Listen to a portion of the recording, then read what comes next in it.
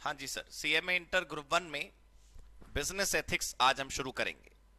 तो business ethics में सबसे पहले आप ये देख लीजिए कि 16 में क्या क्या है और 22 में क्या क्या है, तो आपको क्लियर कट अंदाजा रहेगा कि क्या आपको पढ़ना है क्या नहीं। जो 2022 वाले हैं उनको तो सब कुछ पढ़ना है, जो 16 वाले हैं उनमें एक्सक्लूजन्स हैं। टॉपिक देखिए आप, टोटल जो बिजनेस एथिक्स का आपका कंटेंट है उसमें टॉपिक्स देखिए, टोटल टॉपिक्स हैं ये 35 में केवल और केवल 26 नंबर से लेकर 34 नंबर तक, 26 नंबर से लेकर 34 नंबर तक, 26 से 34 तक सिर्फ इतने टॉपिक्स ऐसे हैं जो 22 में ज्यादा हैं। बाकी कोई ऐसा टॉपिक नहीं है जो 16 में हो और 22 में ना हो। आप देख लीजिए, पहले तो पॉइंट नंबर 1 से लेकर के पॉइंट नंबर 25 तक देखिए आप, improving ethical behaviour in business, यहां तक तो सब कुछ कॉमन है, राइट सर। उसके बाद हेडिंग नंबर 26 से लेकर हेडिंग नंबर 34 तक ये केवल और केवल 22 में है, और हेडिंग नंबर 35 कंक्लूजन वो ये फिर दोबारा कॉमन है, राइट। तो पहले हम कॉमन ही कर रहे हैं, उसके बाद हम वो वाला पोर्शन करेंगे अगली मुलाकात में जो सिर्फ 22 में है। क्लियर हो गई बात। अब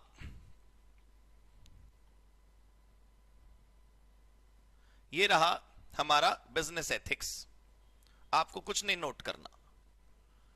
बिजनेस एथिक्स में सबसे पहले यहां पे जो मीनिंग ऑफ एथिक्स है वो 1 मिनट सुन लेते हैं। यहां पर लिखा है ethics is derived from Latin word which means character. Ethics जो है वो एक लैटिन शब्द से लिया गया जिसका मतलब है कैरेक्टर, लेकिन उसके साथ साथ एथिक्स एक ग्रीक वर्ड से भी लिया गया। Ethic is also derived from Greek word ethikos. तो आप अगर इंस्टीट्यूट की किताब देखेंगे तो आपको ये वाला वर्ड मिलेगा एथिकोस। तो अगर मल्टीपल चॉइस पेपर में आता है तो आप एथिकोस क्लिक करिएगा, ठीक है सर। कोई आप ऐसे कॉमन सेंस समझो कि किसी भी शब्द का ऑल्टरनेट वर्ड हर भाषा में मिलेगा। तो अंग्रेजी का कोई शब्द है एथिक्स, उसका लैटिन ट्रांसलेशन करोगे तो भी तो होगा, ग्रीक ट्रांसलेशन करोगे तो भी होगा। तो लैटिन और ग्रीक दोनों भाषा में एथिक्स का अपना अपना ओरिजिन है। इंटरमीडिएट में आपने याद ये करना है केवल कि एथिकोस शब्द जो है वो ग्रीक भाषा का है जिसका मतलब है चरित्र। इसका मतलब क्या हुआ सर? इसका मतलब यह हुआ कि किसी व्यक्ति के चरित्र को एथिक्स कहा जाता है। किसी व्यक्ति के द्वारा समझे हुए राइट एंड रॉन्ग को एथिक्स कहा जाता है। किसी व्यक्ति के सही और गलत के ज्ञान को एथिक्स कहा जाता है। सबसे बड़ी बात यह है कि हर आदमी का एथिक्स अलग अलग होता है। आपको रास्ते में 200 रुपए का नोट मिला और आपको लगा कि नहीं ये बेईमानी है, इसे नहीं उठाना चाहिए, और आप आगे बढ़ गए, ये आपका एथिक्स है। लेकिन आपको रास्ते में 2000 के नोट की गड्डी मिली और आपने फिर भी नहीं उठाया, तो ये आपका एथिक्स है। और किसी को लगा कि चल 200 का तो नहीं उठाया था, वो तो लो वैल्यू आइटम है, 2000 की गड्डी तो थोड़ा देख लेते हैं, तो ये हमारा एथिक्स है। हमने, ध्यान से सुनेंगे, हमने किसी पशु की हत्या करी, राइट। क्यों हत्या करी? क्योंकि वो हमारी हत्या करने वाला था। तो उसमें हमें लगा कि इसमें हमें पाप नहीं लगेगा, हमने शेर की हत्या कर दी। वैसे जीव हत्या पाप है, लेकिन आत्मरक्षा में जीव हत्या पाप नहीं है। इसका मतलब यह हुआ कि सर एथिक्स की कोई ऐसी डेफिनेशन नहीं हो सकती कि ये 10 काम तो एथिकल हैं और ये 10 काम अनएथिकल हैं, ये 10 काम सही है और ये 10 काम गलत हैं। ऐसा कुछ नहीं हो सकता क्लियर कट। एथिक्स के लिए सबसे पहली लाइन आपको दिमाग में रट लेनी चाहिए, एथिक्स इज सिचुएशनल। हर परिस्थिति में एथिक्स जो है वो बदल जाता है। हम ये बात पहले भी कर चुके हैं, दोबारा कर लेते हैं कि डॉक्टर से पूछा मरीज ने कि सर मैं बड़ा बीमार हूं, मैं कब सही होऊंगा। डॉक्टर जानता है ये बात कि ये आदमी कभी सही नहीं होने वाला, कैंसर की भी 4थी और 5वीं स्टेज चल रही है, ये तो जितनी पल है वो बोनस के चल रहे हैं। तो डॉक्टर उसको क्या कहते, तुम तो यार 5वीं स्टेज पे चल रहे हो, तुम्हारा जीना बहुत मुश्किल है। तो सोचो वो बेचारा जितनी सांसें ले पा रहा होगा वो भी इस गम में नहीं ले पाएगा। एक बच्चा जो बिल्कुल ही वो है, क्या कहते हैं उसे, इनएफिशिएंट और उससे कुछ भी नहीं लिखना आता और उसको कुछ पढ़ना समझ नहीं आ रहा, बिल्कुल ही नालायकी कर रहा है, अपने आंसर में जीरो क्वालिटी एफिशिएंसी कुछ नहीं है, उसको क्या लिखूं, तो किसी लायक नहीं है। तो तमाम झूठ ऐसे हैं जिनको बोलना ही सही है। तो इसका मतलब सबसे पहले तो ना अपने दिमाग से एक बात निकालिए कि एथिक्स में सच्चाई, अच्छाई और पवित्रता होती है। सबसे पहले तो अपने मन से ये बात निकालिए कि एथिक्स के अंदर जीवन के संदेश होते हैं। ऐसा कुछ नहीं होता। एथिक्स में होता है how to behave in a given situation. All right, whenever we have a conflict in life, whenever we have a conflict in life, how to decide which course of action to choose। हमारी company में किसी employ की जरूरत है मान लो, और आप फलाने किसी गांव से हैं जहां पर किसी को नौकरी की जरूरत है, तो आप राजू को ले आए अपनी कंपनी में, आपका दोस्त, बचपन का यार, और आपने राजू को कंपनी में लाके पुट कर दिया। He started working for the company and Raju is doing all the wrong things in the company. Raju is good for nothing in your company. और आपके हाथ में है उसे रखना भी और निकालना भी। अब राजू को अगर रखोगे तो किसकी खराबी हो रही है? कंपनी के रिसोर्सेस की। और राजू को अगर निकालोगे तो किसकी खराबी हो रही है? अपने संबंधों की और उसके जीवन की, जिस भरोसे से तुम उसे दिल्ली ले आए। अब समस्या यह है कि उसे रखूं या हटाऊं। इसमें आपकी मदद करेगा कौन? एथिक्स। आप एग्जाम देने जा रहे हैं, एग्जाम हॉल के अंदर बड़ी क्रिटिकल सिचुएशन है, 3 घंटे का पेपर है, वो भी पूरा नहीं हो पाता, टाइम बेसी का। मैं रास्ते में देखा, हमने एक एक्सीडेंट हो गया, वो बेचारा चिल्ला रहा है बचाओ बचाओ बचाओ बचाओ बचाओ, और एज यूजुअल कोई उसको बचाने जा नहीं रहा। ऑल्दो सुप्रीम कोर्ट की गाइडलाइन आ चुकी कि जो अस्पताल लेके जाएगा उससे पुलिस कुछ पूछेगी नहीं, लेकिन फिर भी आदमी डरता है कि पुलिस केस हो जाएगा। लेकिन आपके अंदर की अंतरात्मा की आवाज आ रही है, अरे नहीं, बचाना चाहिए। हम होते यहां पर तो क्या होता, हमारा अपना होता तो क्या होता, तब भी तो पेपर देने ना जाते। तो अब पेपर देने जाऊं तो इंसानियत मरती है, और पेपर देने ना जाऊं तो हजारों लोगों की उम्मीदें मरती हैं, जो हमारे उम्मीदें लगाए बैठे हैं कि बच्चा पास होगा, सीएमए बनेगा, नौकरी करेगा, पैसे आएंगे। हमारे घर वालों के भी तो दिल के अंदर दिए जला रखे हैं, वो बुझ जाएंगे। अब किसकी सोचूं? ये एथिकल कॉन्फ्लिक्ट है। यहां पर एक टॉपिक आएगा, how to decide when you have a conflict. तो उस टॉपिक का इंतजार करिए आप, वो आपको बताएगा कि एथिक्स में जब आप ऐसी समस्याओं में फंस जाएं तो कैसे आप उन समस्याओं से बाहर आ पाएंगे। राइट। तो पहला टॉपिक में हमने सीखा कि एथिक्स का मतलब है कैरेक्टर। एथिक्स, ईथोस और एथिकोस, ये दोनों शब्द में क्या क्या अंतर है बताओ? ये जो ईथोस है वो है लैटिन वर्ड, और जो एथिकोस है वो है ग्रीक वर्ड। राइट। और आपको मिल जाएगा ईथोस शब्द, कई जगह आपको ईथोस वर्ड मिलेगा। कभी आपका दिल करे किसी लाइब्रेरी में जाने का, तो आप लाइब्रेरी में एथिक्स के सेक्शन में जाइएगा, कई जगह आपको लिखा मिलेगा ethos ethos ethos. Anyways, next heading, next point, character belongs to an individual and not to the group. इसका मतलब कैरेक्टर ग्रुप का नहीं होता तो एथिक्स भी ग्रुप का नहीं होता। छोटी छोटी बातें, multiple choice, true false, fill in the blank में काम आएंगी। लगभग 25 नंबर का आता है ट्रू फॉल्स। एथिक्स का मतलब आपने अभी सुना कैरेक्टर, और कैरेक्टर आपने सुना किसका होता है? इंसान का। तो कैरेक्टर किसका नहीं होता? ग्रुप का। इसका मतलब एथिक्स किसका नहीं होता? ग्रुप का। ग्रुप का क्या होता है? मोरल्स। किसी ग्रुप में हैं आप, आपका कोई ग्रुप है, वो आपके जहां आप रहते हैं वहां के दोस्तों का ग्रुप हो सकता है, जहां आप नौकरी करते हैं या बिजनेस करते हैं वहां के प्रोफेशनल्स का ग्रुप हो सकता है, जहां आप कोचिंग जाते हैं वहां के लोगों का ग्रुप हो सकता है, तमाम लोगों का ग्रुप हो सकता है। जिस ग्रुप में आप होते हैं ना सर, उस ग्रुप में आप तभी होते हैं जब या तो ग्रुप आपके हिसाब से एडजस्ट कर ले या आप ग्रुप के हिसाब से एडजस्ट कर लें। ग्रुप 99% आपके हिसाब से एडजस्ट नहीं करेगा, आपको ग्रुप के हिसाब से एडजस्ट करना पड़ेगा। जिस ग्रुप में आप हैं उस ग्रुप की अपनी कुछ क्या होती हैं? मोरल्स। मतलब क्या याद करना है आपको? इंडिविजुअल वैल्यूज मतलब एथिक्स, एंड ग्रुप की वैल्यूज मतलब मोरल्स। समझ आ गई बात? देखें, ethics also belong to an individual not to the group. क्यों? क्योंकि एथिक्स का मतलब कैरेक्टर था, तो जैसे कैरेक्टर इंडिविजुअल को बिलोंग करता है वैसे एथिक्स भी इंडिविजुअल को बिलोंग करेगा। एथिक्स एंड मोरल्स, ये मोरल नहीं है सर, मोरल्स है। एथिक्स एंड मोरल्स, मोरल होता है वो जो दिल के अंदर मोटिवेशन होता है, ethics and morals look like same. क्यों? क्योंकि दोनों अच्छी अच्छी बातें करते हैं। भाई एक बाबा जी प्रवचन कर रहे हैं और वो प्रवचन करते हुए कहते हैं कि बस ये उपाय कर लो जीवन सफल हो जाएगा तुम्हारा, ये XYZ एक्टिविटी कर लो, ठीक है।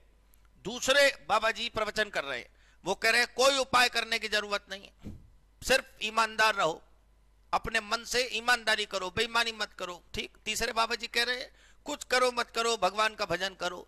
हर आदमी की वैल्यूज अलग अलग है ना, सब अपने हिसाब से तो अच्छी और सच्ची बातें कर रहे हैं ना। उनका कहने का वहां पर मतलब ये है जो यहां लिखा है कि मोरल में भी सही गलत होता है, एथिक्स में भी सही गलत होता है। तो फिर फर्क क्या है?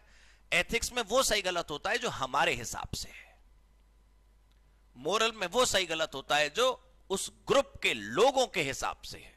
समझ गए सर आप? प्लीज समझने की कोशिश करिएगा। We need to understand that this is not just a प्रवचन।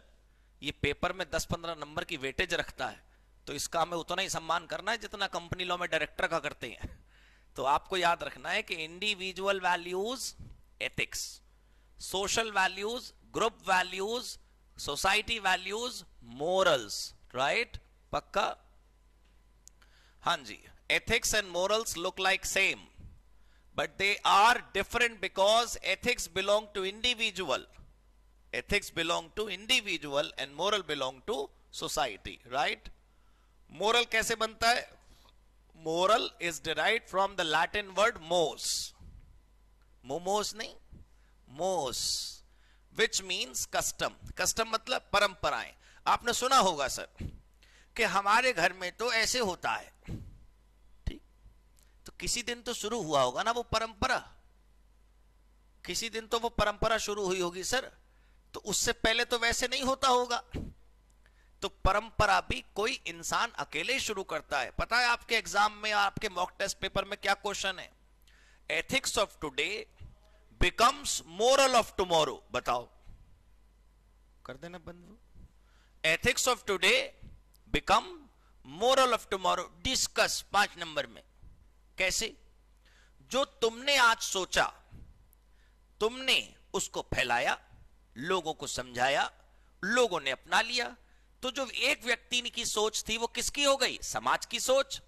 भाई किसी पर्टिकुलर इंसान ने, स्वामी दयानंद सरस्वती ने आर्य समाज की स्थापना करी, तो स्वामी दयानंद सरस्वती ने अपने नियम कुछ पहले खुद माने होंगे और फिर उन्होंने लोगों का पथ प्रदर्शन, मतलब लोगों को एनलाइटन किया होगा, फिर लोगों को समझाया होगा और लोगों ने उनकी बात मानी होगी, तो सब आर्य समाजी हो गए। तो जब तक माननीय स्वामी दयानंद सरस्वती अपने मन के अंदर उन नियमों को लिए बैठे थे, तो वो क्या था? ईथिक्स या एथिक्स। और जब स्वामी दयानंद सरस्वती के बनाए हुए नियमों को एक सेक्शन ऑफ सोसाइटी फॉलो करने लगा, तो वो सब क्या हो गए? मोरल्स। तो जो आज का चरित्र है वो कल की परंपरा बन जाता है। समझे सर आप? मैं कल को मान लो लॉ पढ़ाने वाले लोगों को ट्रेनिंग दूं, तो मैं तो वही सिखाऊंगा जो मैंने सीखा है। मैं तो वही बताऊंगा, सेक्शन मत पढ़ाओ, हाथ से लिखवाओ, ये करवाओ, वो करवाओ। क्यों? क्योंकि जो हमने आज तक पहना और ओढ़ा है वही तो दूसरे को पहनाएंगे और उड़ाएंगे। तो आज का चरित्र कल की परंपरा बन जाता है। 5 नंबर CMA इंटरमीडिएट ग्रुप 1 जून 2017। यही बस थोड़ा, जब भी एथिक्स के क्वेश्चन एग्जाम में बच्चे ने सुना क्या पूछा आपने, बच्चे ने पूछा, फिर मैं लिखे क्या क्वेश्चन जब भी ऐसे आते हैं सर, उसमें ना आपको डिस्क्राइब ही करना होता है। भाई yes we agree with the given statement because, हाँ पहली लाइन में तो यस और नो करके अग्री कर दो, दूसरी लाइन में बिकॉज लिख के उसका मतलब समझा दो, उसी को रिपीट कर दो। देखो फॉल्स हो अगर तो बहुत अच्छा है, फिर तो तुम ट्रू समझा सकते हो। अगर ट्रू ही है तो रीजन तो कुछ होता नहीं, तो तुम उसी को एक्सप्लेन कर दो, फिर एग्जाम्पल लिख दो। और एग्जाम्पल में बिल्कुल खुला रहो, कोई किसी का भी नाम लेने से या किसी के भी उदाहरण को यूज करने से कोई किसी की मानहानि नहीं हो रही, हम तो अच्छी बातें कर रहे हैं, ठीक है सर। और कुछ समझ ना आए मान लो एग्जाम्पल, तो फॉर एग्जाम्पल मिस्टर है और मिस्टर भी कर दो, कुछ ना कुछ अपने आंसर में लिखना जरूर कि वो हो जाए। लेकिन 5 नंबर का डिस्कशन का मतलब ये नहीं कि फिर वही 2 पेज ले जाओ, जहां तुम्हारी बात आधे पन्ने में पूरी हो गई अपना खत्म बात। तो आज का एथिक्स कल का मोरल बन जाता है। Custom belongs to society, so moral also belong to society. एक पेज में हमने क्या साबित करा? एथिक्स और मोरल 2 शब्द हैं। इस पेज से हमें क्या कमाई हुई? हमारी 2 शब्द हैं, एथिक्स और moral. Ethics Greek word ethikos, ethics Latin word ethos, दोनों का मतलब कैरेक्टर और ये होता है इंसान का। मोरल शब्द बना लैटिन वर्ड मोस, मोस मतलब कस्टम, कस्टम मतलब परंपराएं जो होती हैं ग्रुप की। इतना हमने सीखा। और आखिरी लाइन क्या सीखी? Ethics of today become moral of tomorrow. Okay, आइए। Ethics is a set of rules. Actually, to put it in simple words, ethics is a set of rules which define right and wrong conduct, but as per individual. But as per individual. हमारे समाज में मैं जो उदाहरण देने जा रहा हूं वो इंस्टीट्यूट की किताब में लिखा है, ठीक है, तो आप आपत्ति न जताएं अपनी। हमारे समाज में एक लंबे समय तक सती प्रथा थी कि पति की मृत्यु हो जाए तो पत्नी को भी वहीं मार दो। बताओ, अब समाज के हिसाब से तो वो सही था, समाज के हिसाब से तो वो सही था ना, समाज के हिसाब से तो सही था। आपके इंस्टीट्यूट की किताब में एग्जाम्पल है कि राजा राममोहन रॉय ने सती प्रथा का विरोध करा। तो राजा राममोहन रॉय ने जब पहली बार विरोध करा होगा तो वो क्या कह रहे होंगे? ये गलत है। तो उनका क्या है ये मन में? एथिक्स या मोरल? एथिक्स। और समाज का मोरल क्या कहता था? ये सही है। इसका मतलब क्या हुआ कि समाज का सही गलत अलग हो सकता है हमारे सही और गलत से। राइट सर, समझ आया बात आपको? पक्की बात समझ आई? गारंटी बात समझ आ रही ना सर? हमारे मन में हमें जो सही और गलत लगता है वो हमारे हिसाब से सही है। कोई बचपन से चोर थोड़ी पैदा होता भाई। पहली बार किसी ने जीवन में चोरी करी होगी तो हो सकता है किसी गलत व्यक्तियों के संगत में करी हो सकता है किसी जरूरत को पूरा करने के लिए करी हो। मैं कुछ चोर की साइड नहीं ले रहा हूं, आप कभी ये वीडियो वायरल हो जाए। मैं सिर्फ ये समझा रहा हूं कि पहली बार किसी ने कुछ गलत काम करा तो वो गलत काम की प्लानिंग करके जन्मा था, ऐसा नहीं होता है। तो हमारे मन में हमें सही लगा वो काम तो हमने कर दिया, तो हमारा राइट एंड रॉन्ग अलग है जिसे इथिक्स कहते हैं या एथिक्स कहते हैं, और समाज का सही और गलत अलग है जिसे मोरल्स कहते हैं। बात समझ आ गई सर? पक्का? आइए। Ethics is a social science. क्यों? आगे पढ़ोगे तो क्या फायदा? खुद से बोलो ना। Ethics is a social science. क्यों? आगे नहीं देखना मयंक, वैसे बताओ कोई चीज सोशल साइंस कब होती है? अच्छा, कोई चीज साइंस कब होती है? जब साबित हो सके। और कोई सोशल साइंस कब होगी? जब उसमें नियम तो हैं, प्रिंसिपल तो हैं, लेकिन वो साबित फाबित नहीं हो सकते। तुम मुझसे कहो साबित करो सर सती प्रथा सही है कि गलत है, वो कुछ नहीं हो सकता। आज भी आपको ऐसे लोग मिल जाएंगे जो कहते होंगे वो अच्छा था यार। बताओ, you can not put yourself in any kind of discussion like this will lead to dispute. क्यों? क्योंकि इन सही और गलत का कोई पैमाना मतलब मीटर नहीं है। समझ गए sir? Ethics is a social science. Why? हाँ, which cannot be proved in a laboratory, right? Ethics is related to moral philosophy. हाँ, जुड़ा हुआ तो है ही ना, क्योंकि दोनों सही और गलत की बात करते हैं। हमारा सही गलत अलग, समाज का सही गलत अलग, लेकिन हाँ उसमें जो अंतर है ना वो बहुत बड़ा नहीं हो सकता। सोचिए क्यों? क्योंकि अगर आपका सही और गलत, समाज का सही और गलत में बहुत लंबा अंतर होगा तो सोसाइटी आपको स्वीकार नहीं करेगी। हो सकता है देश छोड़ के जाना पड़े आपको। हमारे देश में कितने समय तक सेम जेंडर मैरिजेस का लेकर झगड़ा चलता रहा, आज भी चलता है। सेम जेंडर के लोगों की शादी आज भी हमारा समाज सीधे सीधे खुशी खुशी स्वीकार नहीं करता। मैं वकालत नहीं कर रहा इसकी, कभी आप गलत समझें। मैं बस ये बता रहा हूं कि जो लोग सेम जेंडर मैरिजेस कर रहे हैं या उसके पक्ष में हैं, उनके मुताबिक वो सही है, और जो हमारे समाज में लोग हैं जिन लोगों के मुताबिक वो गलत है, उनके मोरल्स ऐसा कहते हैं कि वो गलत है। कोई भी आदमी सही और गलत नहीं है, वो अपने हिसाब से और समाज अपने हिसाब से। बात खत्म। ठीक है सर? आइए। Ethics is required in every walk of life. मतलब हम घर में हो, दुकान में हो, व्यापार में हो, अस्पताल में हो, लाइब्रेरी में हो, कॉलेज में हो, जिम में हो, हर जगह हमें क्या चाहिए? इथिक्स, एथिक्स की आवश्यकता हर जगह है। ये कोई त्योहार नहीं है जो 15 दिन का हफ्ता मनाया जाए। हमारे देश में बहुत मनाए जाते हैं, हिंदी पखवाड़ा, हाँ, संस्कृत पखवाड़ा, सेफ्टी ट्रैफिक सेफ्टी वीक मनाती हैं हम, 7 दिन बहुत ट्रैफिक सही चलेगा, तो हफ्ता मनता है बस हमारे यहां तो खाली। ऐसा नहीं, एथिक्स हमारे जीवन के हर पल में जरूरी है। Ethics is also called systematic study. क्यों? क्योंकि इसमें नियम है। सिस्टम किसे कहते हैं? जो भी प्री डिटरमाइंड होता है वो सिस्टम होता है। कुछ भी अगर प्री डिटरमाइंड है तो वो सिस्टम है। मान लो हम हर क्लास में आने से पक्के बात पूछे, और आज क्या मन है पढ़ने का बताओ, अरे कोई रेस्टोरेंट में है खाना खाने, आज क्या मन है पढ़ने का, तो ये अनसिस्टमैटिक है। हमें पहले से पता होना चाहिए कि हम कल क्या पढ़ेंगे, तो वो सिस्टमैटिक है। तो जो भी चीज प्री डिटरमाइंड होती है वो सिस्टमैटिक है, और एथिक्स में भी प्री डिटरमाइंड प्रिंसिपल्स हैं, इसलिए एथिक्स भी क्या है, सिस्टमैटिक। करेक्ट, आगे देखें।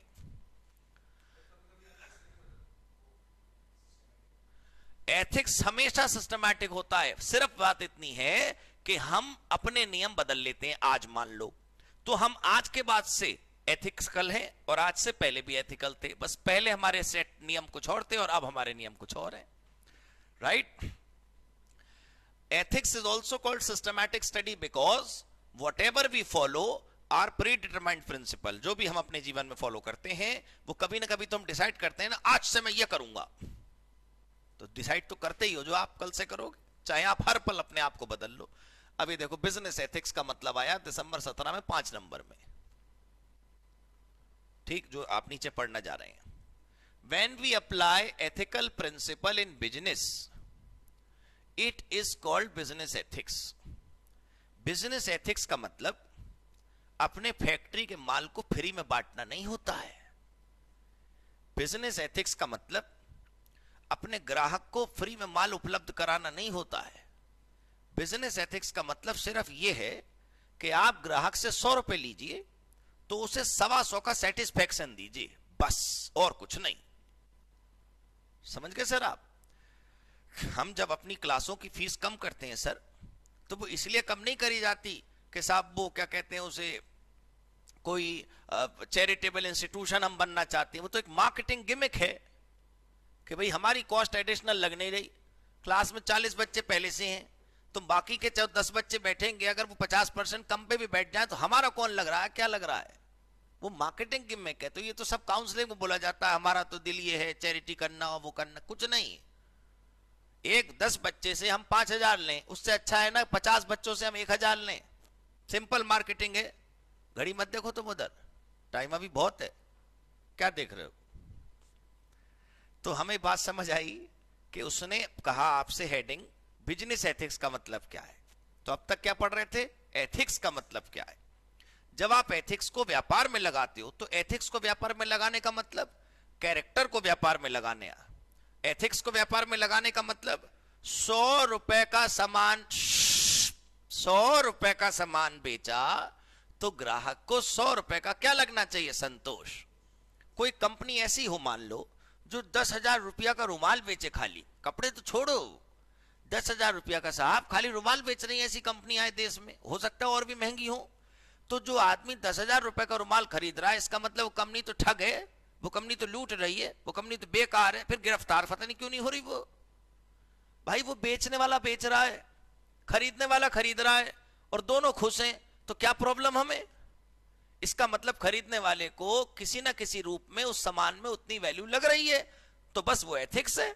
एथिक्स का मतलब फ्री बांटना नहीं है, एथिक्स का मतलब कम कीमत पे बेचना नहीं है, एथिक्स का मतलब ग्राहक की झोली में फ्री में सामान डालना नहीं है। एथिक्स का मतलब क्या है, जितना लिया उतना कम से कम ग्राहक तक पहुंचना चाहिए, सिंपल। सुनते रहिए, अभी भाषण चालू है। आपने मंगल मार्केट से 50 रुपया की शर्ट खरीदी, 100 की 2, ठीक। आपने अपने मन में सोचा हमारा कॉलेज का 6 महीने का सेमेस्टर है, 6 महीना भी चल जाए तो मेरे लिए तो बढ़िया है, वो चल गई 1.5 साल तो हमारे लिए तो बढ़िया है क्वालिटी। लेकिन हमने एक शर्ट खरीदी 5,000 रुपए की, हमने सोचा कि कम से कम 3 साल तो चलनी चाहिए, वो भी 2 ही साल चली, वो भी 1.5 साल चली, वो भी उतना ही चली, वो भी उतना ही चली, लेकिन वो हमारी उम्मीदों से कम चली, तो वो खराब हो गई साहब। तो सारा खेल किसका है, ग्राहक की एक्सपेक्टेशंस का। आप ये जज करो कि कस्टमर की एक्सपेक्टेशंस क्या हैं, वो आप मीट कर दो तो बस फिर सब कुछ बढ़िया है। समझ गए सर आप? आई When we apply, दोबारा सुने, ethical principles in business, it is called business ethics, correct? It is also called applied ethics. क्यों इसे applied ethics क्यों कहते हैं? अरे वो अप्लाई करते हैं ना बिजनेस में, तो applied ethics हो गया। It is directly related with behavior of individual in his business. एक व्यक्ति का अपने व्यापार में कैसा व्यवहार है उससे संबंधित होता है बिजनेस। सर अगर आप अच्छे हैं ना तो फिर आप हर जगह ही अच्छे हैं ना। ऐसा थोड़ी है कि दुकान पे बैठते हैं तो खराब हो जाते हैं और घर में बैठते हैं तो अच्छे हो जाते हैं। भाई अगर आप अच्छे हो तो आप हर जगह अच्छे हो।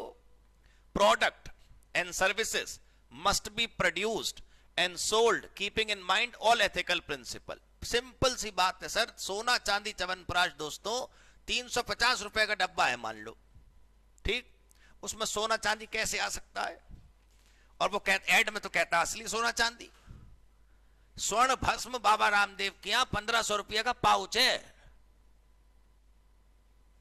बताओ, मतलब बुराई नहीं कर रहा बाबा जी की, मैं एक बात बता रहा हूं कि कितनी असली स्वर्ण भस्म कितनी महंगी है। सोचिए, पाउडर ऑफ सोना, वो 350 रुपया का डब्बा।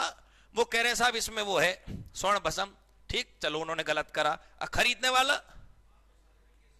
नहीं, खरीदने वाला कितना गलत है। खरीदने वाला भी को भी ये समझना चाहिए कि उसे केसर असली चाहिए, रुपया 5 ही देने, राइट। हिमानी च्यवनप्राश में सोना चांदी चाहिए, पैसे 350 ही देने। और फिर कहोगे आजकल असली थोड़ी है, कुछ डाबर आलमंड ऑयल 100 रुपया की शीशी है बस। आप असली बादाम तेल निकलवाने ले जाइए, कितने किलो बादाम जाएगी तब इतना सा तेल निकलेगा। So we need to look at harsh reality. Whatever we are paying, we must get equal to that. If it is happening, this is business ethics. बस इतना करना है अपने को। वहां क्या लिखा था नीचे सबसे आखिरी लाइन में कि जो गुड्स और सर्विस हम प्रोड्यूस करें, जो हम बेचें, बस वो नियमों का ध्यान रख के बेचें, right. Business ethics is beyond adherence of law. मतलब लॉ फॉलो करना एथिक्स नहीं है सर। कानून का पालन करना एथिक्स नहीं है, एथिक्स उसके ऊपर है। मान लो कानून कहता है कि इस केमिकल की मात्रा 38% तक मिला दो बिस्किट में तो कोई बात नहीं, लेकिन हमें पता है कि 38% बिस्किट मिलाने से कैंसर हो सकता है आदमी को, तो हम खुद ही 25% तक केमिकल मिलाते हैं ताकि बिस्किट 2 साल तक एक्सपायरी ना हो। तो हमें पता है ना कि लॉ तो हमें 38 तक अलाउ करता है, लेकिन हम फिर भी कम केमिकल डालते हैं। ये हमारा एथिक्स है। बिजनेस एथिक्स कानून थोड़ी होता है, कानून तो आदमी मजबूरी में फॉलो कर रहा है। समझ गए सर आप? क्लियर? देखें, it talks about all stakeholders. Ethics talks about every stakeholder. Stakeholder मतलब शेयर होल्डर नहीं, स्टेक होल्डर मतलब हर वो आदमी जो हमसे रिलेटेड है, everybody who must be made satisfied with the organisation.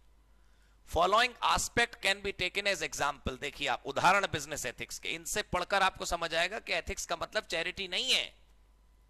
Haridwar में 25 करोड़ दान दे दिया आपने आश्रम में, तो ये चैरिटी, ये एथिक्स हो गया आपका। ऐसे थोड़ी होता है। तंबाकू पहले तो बेचो और फिर कैंसर का अस्पताल खुलवाओ, ये क्या बात हुई? Wages and working conditions for employee.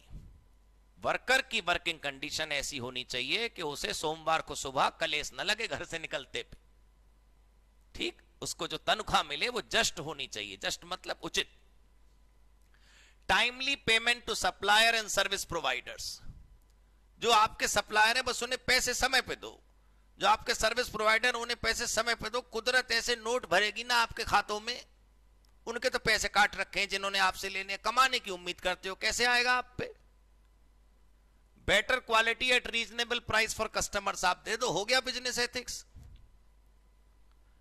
On time payment of taxes for government. सरकार जो टैक्स लगाए वो समय पे पूरा दे दो आप। कम टैक्स देना है तो कम कमाया करो ना भाई, ऐसा यहां पर लिखा है। बड़ी हिम्मत लगती है। तो वो आपको शुरू से आदत डाल लोगे तो दिक्कत नहीं लगेगी। अगर आप लोग कल को सैलरी में जाने वाले हो, जॉब करने वाले हो, तो प्रॉब्लम ही नहीं। आप लोगों की तो सैलरी टीडीएस काट के ही मिलेगी, तो आप तो वैसे ही इनकम टैक्स में कोई प्रॉब्लम बड़ी है नहीं आपकी। लेकिन अगर आपका टीडीएस नहीं कटता और आप कोई सोर्स ऑफ इनकम ऐसा है जो डायरेक्ट आपके पास पैसा आ रहा है, तो उसमें पहले ही पैसे अलग कर दो, तो वो हो सकता है ऐसा, ठीक है। नहीं तो टैक्स एक ऐसी चीज है जो दिल में बिना तलवार के घाव कर देती है। अच्छा, environment friendly practices for all. हमारी फैक्ट्री में माल बन जाना चाहिए, वो धुएं की ऐसी तैसी। डेवलपमेंट ऑफ लोन है, डेवलपमेंट नहीं है वो, रीपेमेंट ऑफ लोन है। बताओ,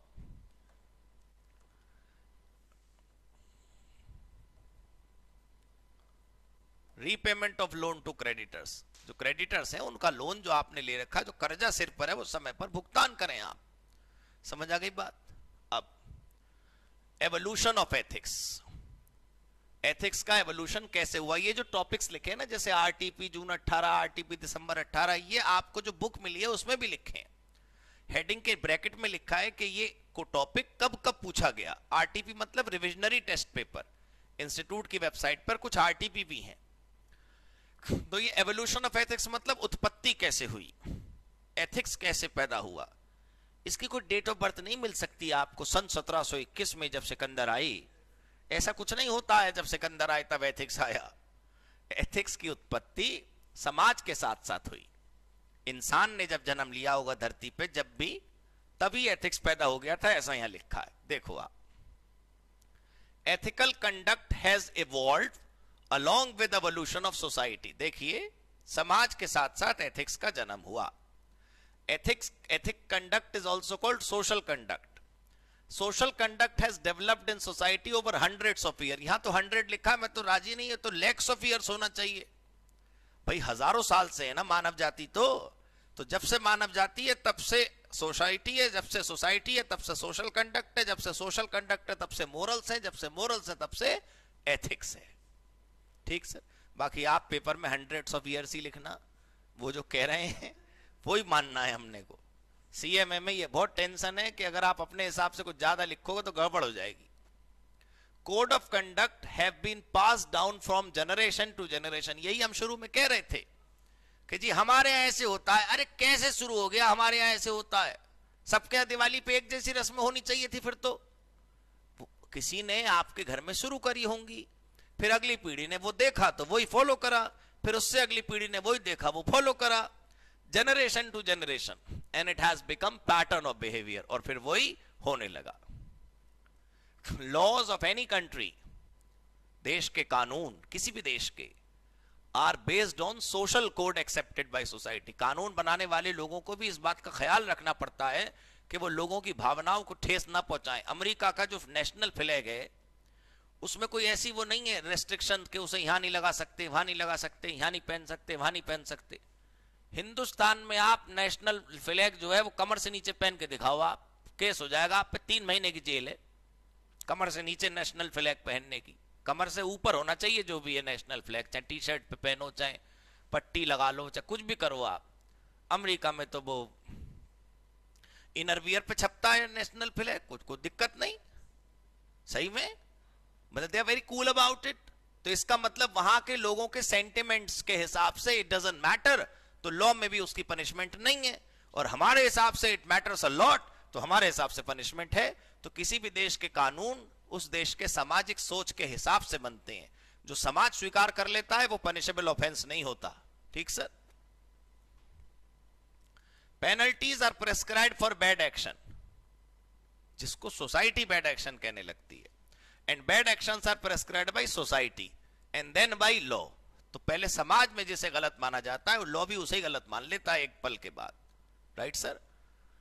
जब हमारे देश में संविधान लिखा गया होगा 1950 से पहले, 50 में तो लागू हुआ, तो उससे पहले जब लोग लिख रहे होंगे तो वो भी तो सोसाइटी को देखते होंगे ना कि सोसाइटी में ये चीज एक्सेप्ट नहीं करी जाती, तो फिर उसको फॉलो करवाना जरूरी है। वो लोग फॉलो कब करेंगे? जब लॉ में पेनल्टी लिखी होगी। तो ये संबंध लिखा था मैंने ऊपर कि पेनल्टी होती है बैड एक्शन की। बैड एक्शन कौन बताता है कि बैड एक्शन है? सोसाइटी। उसको देख के कहां लिखा जाता है? लॉ में। ये है बात। तो मान लो क्वेश्चन आया evolution of society, evolution of ethics पे शॉर्ट नोट लिखिए, तो यही लिखना है सर, हो जितना हो सके इससे मिलता जुलता ही लिखिएगा, तभी जिंदगी है। इसके बाहर लिखेंगे तो गड़बड़ हो जाएगी। आइए अब है टाइप्स ऑफ एथिक्स। अब सुनो आप, टाइप ऑफ एथिक्स फाउंडेशन में 3 है, 4 है, हाँ तो यहां 3 है, दोनों में अलग अलग है। बताओ, फाउंडेशन और इंटर में एथिक्स की संख्या अलग अलग है। देखिए आप इंस्टीट्यूट की किताबें मैच कर लीजिए आप। पहला है मेटा एथिक्स। मेटा एथिक्स का मतलब होता है वो प्रिंसिपल्स जो सब जगह सेम है। यहां पर हिंदुस्तान के कल्चर को अगर आप फ्रांस के कल्चर से मैच करेंगे तो बहुत डिफरेंसेस मिलेंगे, राइट? लेकिन ऑनर योर पेरेंट्स, ये तो एक जैसी चीज है ना, वहां पे भी यही तो कहते होंगे, ये थोड़ी कहते होंगे बच्चे को अपने पिता की बेइज्जती करो, चलो आओ, ऐसे तो नहीं हो सकता ना। ऑनर योर पेरेंट्स तो कॉमन नियम है ना, speak the truth, early to bed early to rise, ये सब तो सब जगह एक जैसा होगा ना, वो मेटा एथिक्स है। मेटा मतलब फेसबुक नहीं, मेटा मतलब जो सब जगह समान है। उन्होंने मेटा नाम क्यों रखा? मेटा का नाम मतलब यूनिवर्स, हमारे पास सब कुछ है। तो मेटा एथिक्स मतलब वो principle which are common throughout the world, right. तो मेटा एथिक्स का मतलब देखिए आप, these are universal principles of moral judgement, they are found everywhere without distinction, कोई अंतर नहीं होता इनमें, कहीं चले जाइए ये नियम समान मिलेंगे आपको। नॉर्मेटिव एथिक्स क्या होता है? दुनिया में हर नियम लिखा हुआ नहीं होता सर, दुनिया में हर नियम लिखा हुआ नहीं होता। कानून के मुताबिक योर ऑनर कहना अब जरूरी नहीं, आजादी के बाद your honour, my lord, my lord की हिंदी क्या होती है? मेरे भगवान, मेरे ईश्वर। तो ये अंग्रेज के जमाने में बोला जाता था, लेकिन वो परंपरा चल गई तो हम आज भी बोलते हैं।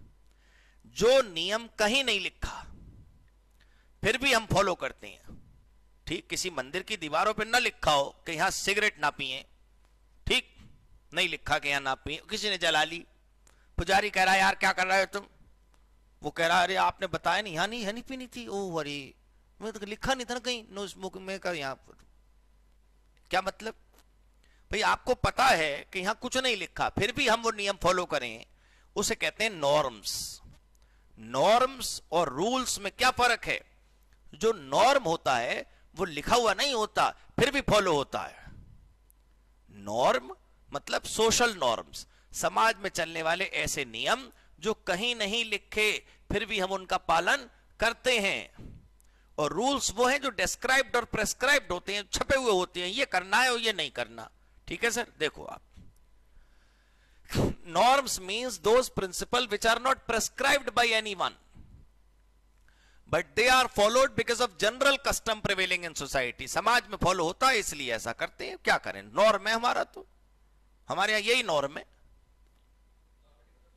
नॉर्म, नॉर्म से बना है, नॉर्मेटिव, नॉर्म्स, नॉर्म मतलब बिना लिखे हुए नियम, तो बिना लिखे हुए नियम संबंधित ethics normative ethics. Clear sir? Applied ethics, ethical principles जब आप किसी प्रैक्टिकल सिचुएशन में यूज करोगे तो फिर उस नियम को थोड़ा सा ना मॉडिफाई करना पड़ता है। तो अप्लाइड एथिक्स का मतलब होता है मॉडिफाइड एथिक्स। हमने भी पढ़ा ना, सच बोलो, भैया डॉक्टर सच बोलेगा तो आग लगेगी, बड़ा मुश्किल है डॉक्टर के लिए हर समय सच बोलना।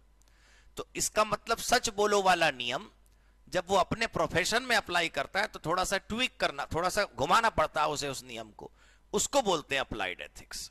देखिए, ethical principles when applied in workplace is called applied ethics, professional ethics, business ethics.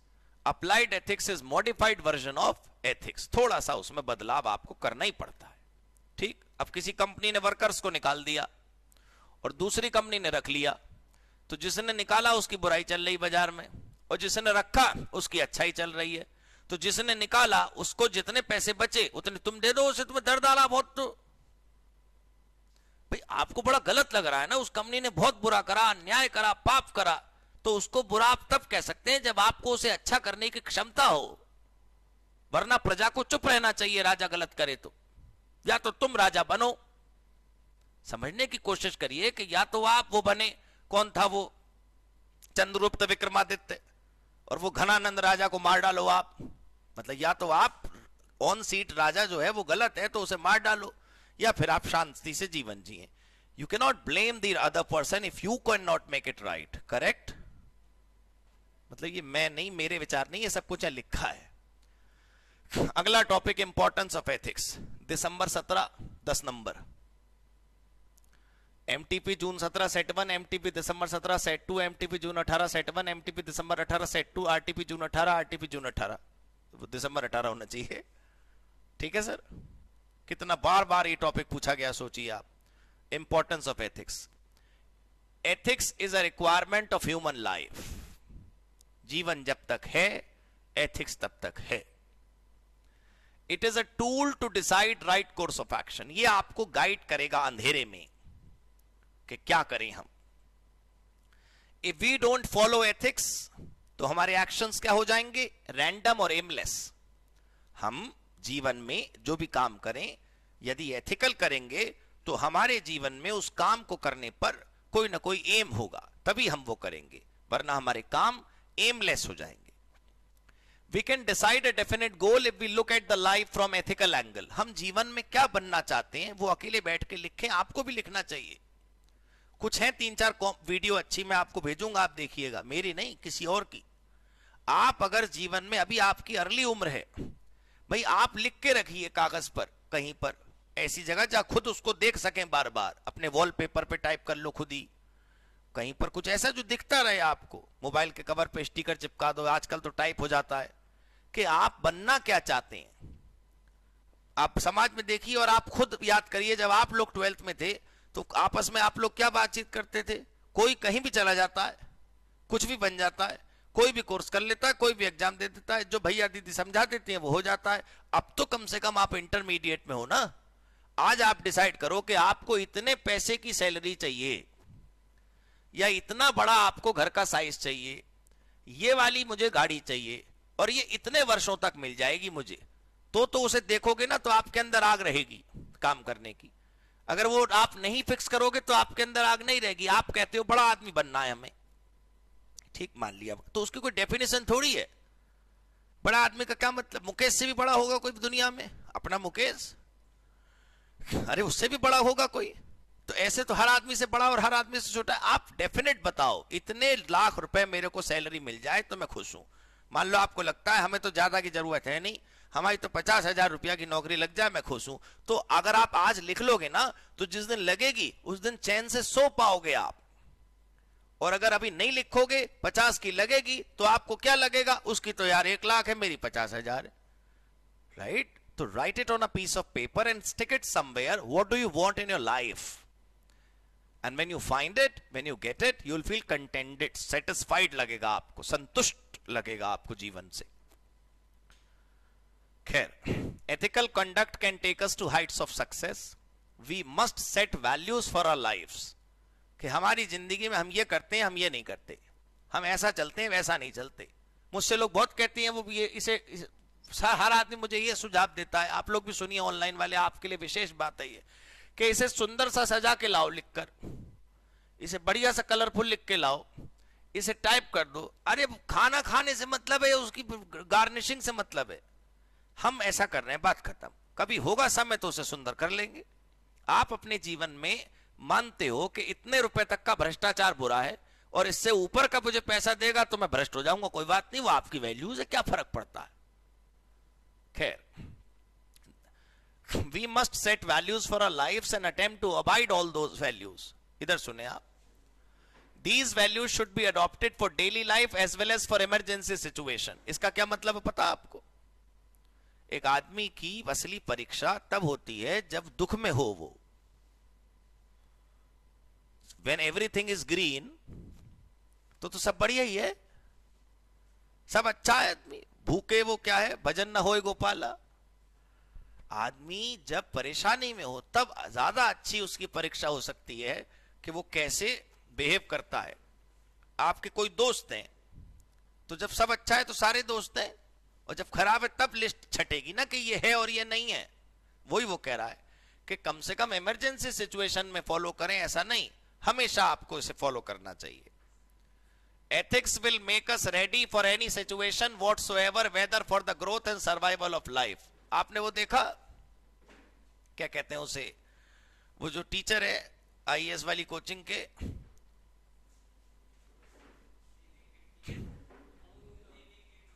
हाँ डॉक्टर विकास, दृष्टि आईएएस है, करोल बाग में। आप देखिए, सुना आपने नाम, आपने सुना है, आपने सुना है नाम? नहीं, वो नहीं सुना तो ज्यादा मजा आता है ना सुनाने में अच्छे से। सर आईएएस की कोचिंग है, मैं को प्रचार नहीं कर रहा, किसी गलत अर्थों में ना ले आप, और उस आदमी को प्रचार की जरूरत भी नहीं। हाँ सर, आईएएस की कोचिंग है दृष्टि, और उस कोचिंग का ओनर है।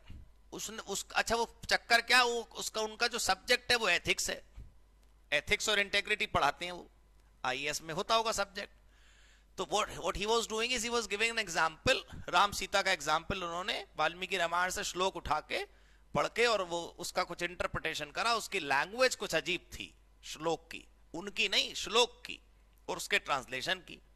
और साहब वो इतना वायरल हुआ, इतना फैला कि साहब ये गलत है, ये कैसी भाषा का प्रयोग करते हैं और भगवान का अपमान कर रहे हैं। ठीक है, सुनिए मेरी बात को। अब उस आदमी का जो रिएक्शन है, उसने क्या करा, उसने हर इंटरव्यू में दोबारा से वो किताबें लेकर बैठ गए और उन्होंने पेज नंबर, श्लोक संख्या, अर्थ उसको सबको पढ़वा दिया। तो पढ़ा लिखा आदमी ना, पढ़ा लिखा आदमी पढ़े लिखे की तरह बिहेव करता है। उसने कहीं जाकर मानहानि का मुकदमा नहीं करा किसी के खिलाफ कि मेरी मानहानि कैसे कर दी, तो मैं हिम्मत कैसे हुई मेरे खिलाफ ये बोलने की। क्या मतलब? मेरा कहने का मतलब है सर, यहां पर ना एक लाइन थी, आप इसलिए मैं डॉक्टर विकास का नाम लिया मैंने। यहां पर लाइन थी ये, ethics will make us ready for any situation. यदि आपके मन के अंदर एथिक्स भरा हुआ है ना, यदि आपके जीवन के अंदर एथिक्स भरा हुआ है, तो जब आपके ऊपर वैसा डगमगाता हुआ समय आएगा ना, तब भी आप उसमें पागलों की तरह बिहेव नहीं करेंगे। तब भी आपके अंदर उतना ही धैर्य होगा जितना जब सब कुछ सही चल रहा था तब था। आप देखिए पॉलिटिक्स वर्ल्ड में तो कोई जरा सा कुछ दूसरे को कह दे, तुरंत मानहानि का मुकदमा करता है आदमी। तो मैं ये बता रहा हूं sir, whatsoever whether for the growth and survival of, हम अपने जीवन में हमेशा क्या करना है, फिर मैं बता रहा हूं चैरिटी नहीं करनी है, अपनी जिंदगी के कुछ नियम बनाने हैं कि हम तो ऐसे ही जीते हैं, बात खत्म। राइट? सर्वे बताता है कि 90% लोग जो भी व्यसनों में है, व्यसन मतलब नशे में, सिगरेट का हो, शराब का हो, या और जो जो वैरायटी चल रही है, वो सब लोग 90% लोग बताते हैं कि वो पीयर प्रेशर की वजह से आते हैं। मेरा सर्वे नहीं है सर, अरुण पुरी की मैगजीन आती है इंडिया टुडे, आज तक की पेरेंट कंपनी, उसमें लिखा है कि 90% लोग इसलिए इन व्यसनों में पड़ते हैं क्योंकि उनको पीयर प्रेशर है। सपोज करिए कि मैं फ्लोर पे हूं, मतलब पीयर प्रेशर मतलब साथ काम करने वालों का इन्फ्लुएंस, अफेक्ट।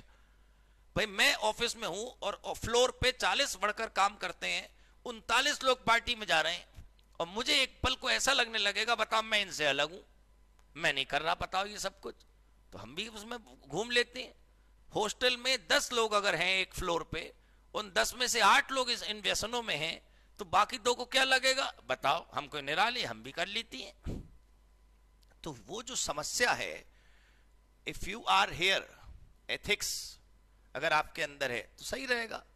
वो जो कहावत है आपके लिए बहुत कीमती है कि 100 रुपए कमाए आपने, कल को पहली सैलरी आई आपकी, उसमें से आपने 90 रुपए खर्च कर दिए, 10 रुपए बचे आपने सेविंग के लिए म्यूचुअल फंड में डाल दिए। म्यूचुअल फंड सही है, ठीक है, ये गलत है। पहले आप 100 रुपए कमाइए, उसमें से 10 रुपए जहां सेव करने सेव कर लीजिए, फिर जो बचे उसे खर्च करिए। इतना सा चेंज करना है आपको। ये अगर आपने कर लिया तो बस जिंदगी बढ़िया है। उस दिन आपको प्रॉब्लम नहीं होगी जिस दिन आपको 2-4 पेटी पैसे चाहिए होंगे फालतू। राइट? तो ये आपको सोचना है ना कि आपको क्या करना है अपनी लाइफ में। संघर्ष एक ही बार हो सकता है, या तो अभी कर लो, अभी तो कर भी लोगे, नहीं तो तब करना पड़ेगा जब उम्र में हो नहीं पाएगा। Right? Nature and relevance of ethics. अब ये देखो 10 नंबर में 8 पॉइंट है केवल, तो इतना ही कोशिश करिएगा लिख कर आने की, ज्यादा ना इधर उधर नहीं जाना। अब nature and relevance of ethics to business, वो कह रहे हैं कि बिजनेस में एथिक्स की कोई रेलेवेंस है भी कि नहीं। महात्मा गांधी कहते हैं ना, ये बड़ा मुश्किल है लेकिन नामुमकिन नहीं कि आप बिजनेस में एथिक्स को फॉलो करें। महात्मा गांधी और घनश्याम दास बिरला के बीच में जो डायलॉग्स हुए, उसकी किताब आती है, 100-200 रुपए की होगी, आप कभी खरीद लीजिए। मान लीजिए आप महात्मा गांधी को नहीं मानते या आपको महात्मा गांधी नहीं अच्छे लगते, तो हमें तो रावण के लिखे हुए श्लोक भी पढ़ना अच्छा लगता है। भाई मान लीजिए एक आदमी हमें पसंद नहीं, क्यों? क्योंकि उसने हमारे राम के साथ लड़ाई करी, लेकिन उस रावण ने जो स्क्रिप्चर्स लिखे, शिव तांडव उसने लिखा, तो दुनिया सुनती है ना उसे, वैसे समझ लीजिए आप। महात्मा गांधी के और जीडी बिरला के आपस में जो डायलॉग्स हुए, उसकी किताब आती है मार्केट में, उसमें पढ़िए आप। बिरला पूछते हैं कि मेरे बिजनेस में ये प्रॉब्लम है, मैं क्या करूं? वो महात्मा गांधी रिप्लाई करते हैं, उसको डॉक्यूमेंटेड है सब कुछ। तो पढ़ते हैं, बड़े सीईओ कहते हैं कि हम तो वो किताब पढ़ते हैं। एक बात मैं आपको बताऊं, एथिक्स से हटकर आप भी सुनिए ऐसी तैसी चैप्टर की, आप मेरी बात सुनिए मैडम ध्यान से, बहुत जरूरी बात है ये। आप जिस कैटेगरी के हो, अगर आप उसी कैटेगरी के लोगों के साथ बैठोगे, ठीक, तो आप उस कैटेगरी के बने रहोगे, यकीनन आप उससे नीचे नहीं जाओगे। लेकिन आप ये सोचो कि आपको उसी कैटेगरी का बनना है या उससे ऊपर जाना है, तो आप ये समझ लो कि आपको किसके साथ बैठना है। टाइम्स ऑफ इंडिया में कई सारे ऐसे प्रोग्रामों की लिस्ट आती है जिनमें पैसे नहीं देने होते सर। एक हमारे अपने सीएमए इंस्टीट्यूट के बगल में इंडिया हैबिटेट सेंटर है, वहीं उसके थोड़ा सा दूर इंडिया इंटरनेशनल सेंटर है। वहां कई सारे कार्यक्रम होते रहते हैं। कनॉट प्लेस में एक वो है अमेरिकन सेंटर, 400 रुपया की मेंबरशिप है मैडम, बस 400 रुपया। उन्होंने पैसे नहीं दिए मुझे प्रचार करने के। 400 रुपया मंथली नहीं सर, 400 रुपया एनुअल। एसी लाइब्रेरी है first class, internet free, Hollywood की कोई फिल्म देखो, घर ले आओ, ठीक, 400 रुपये। वहां बहुत फंक्शन होते रहते हैं। वहां कस्तूरबा गांधी मार्ग पे वो है लोधी रोड पे अलायंस डी फ्रांसिस, फ्रांस की सरकार का। मेरा कहने का आइडिया सुनिए क्या है, वहां आए दिन प्रोग्राम होते रहते हैं और बड़े बड़े डिग्निटरीज वहां आते रहते हैं। डिग्निटरीज मतलब यूं ही किसी कंपनी का चेयरमैन, किसी का सीईओ, कोई एम्बेसडर, कोई फ्रांस का मंत्री, सब यूं ही कॉफी पी रहे होते फ्री। तो मान लो आप भी कॉफी पी रहे हो और फ्रेंच एम्बेसडर भी कॉफी पी रहा है। Sir one selfie please. Selfie ले लिया आपने तो आपको थोड़ा अच्छा लगा ना, लाइट मोमेंट। लेकिन इसके बहाने आप उन लोगों को सुनेंगे कि उनकी सोच क्या है, आप उन लोगों को पढ़ पाएंगे कि वो बोलते क्या हैं, उनको सुनिए कि वो कहते क्या हैं। उनके मैं ये नहीं कह रहा कि जैसा सूट उन्होंने सिलवाया है वैसे ही आप सिलवाएं, या जैसी गाड़ी में वो आते हैं उसको आइडलाइज कर लें आप। उनकी सोच को आप समझ सकते हैं कि वो कहते क्या हैं, वो समझते क्या हैं, वो बोलते क्या हैं। अब हम कहां रहते हैं, उन्हीं दोस्तों में जो हमारे चारों तरफ हैं। तो उनमें जो सबसे अच्छा प्रैक्टिस हमें लगती है हम वो अपना लेते हैं। हम कहां रहते हैं, उस फ्लोर पे जहां हम नौकरी करते हैं, तो वहां जो सबसे सही रहता है उसको हम आइडलाइज कर लेते हैं। तो आपके जीवन के आदर्श कौन हैं, ये तो थोड़ा सा आपको देखना पड़ेगा। तो आप ऐसे लोगों के बीच में रहिए जो लोग आपसे कहीं ऊपर हैं, अगर वहां पैसे नहीं लग रहे तो। धीरू भाई के लिए तो मशहूर था कि वो 500 रुपए कमाते थे और 500 रुपए खर्च कर देते ताज होटल में जाके काफी पीने के लिए, कि भाई जी ये जो और लोग अमीर बैठे हैं ये क्या बातें करते हैं, मैं सुनना चाहता हूं। ये तो बहुत मशहूर वो है कहानी। तो उन्होंने तो यार पैसे खर्च करे, हम तो फ्री में बता रहे हैं आपको इतना तरीका बढ़िया कि ये लोग क्या बातें करते हैं। एक नॉलेज गिल्ड करके ऑर्गेनाइजेशन है, कमानी ऑडिटोरियम में, मंडी हाउस में, फिक्की ऑडिटोरियम है मंडी हाउस पे। इतने दिल्ली में तो और बंबई में तो इतने सारे इलाके हैं जहां पर आप फ्री में नॉलेज ले सकते हैं, बस आपको जाना है सर। और स्टूडेंट का तो वैसे भी हर जगह स्वागत है, आपको बस इतना कहना है, I am a cost accountant student, I want to attend this function में आए। चेयरमैन खुद बोलेगा बेटा प्लीज प्लीज इधर मेरे पास बैठो, और क्या पढ़ते हो। सच है ये बात, जाके तो देखिए आप। जब पैसे लग नहीं रहे, ठीक है, ठीक, दूसरे देश में नहीं जाना आपको, ज्ञान भी लेना नहीं हमें, और बड़ा बनना है, अरे तो आप ऐसा करिए, बहुत अच्छा लगेगा आपको।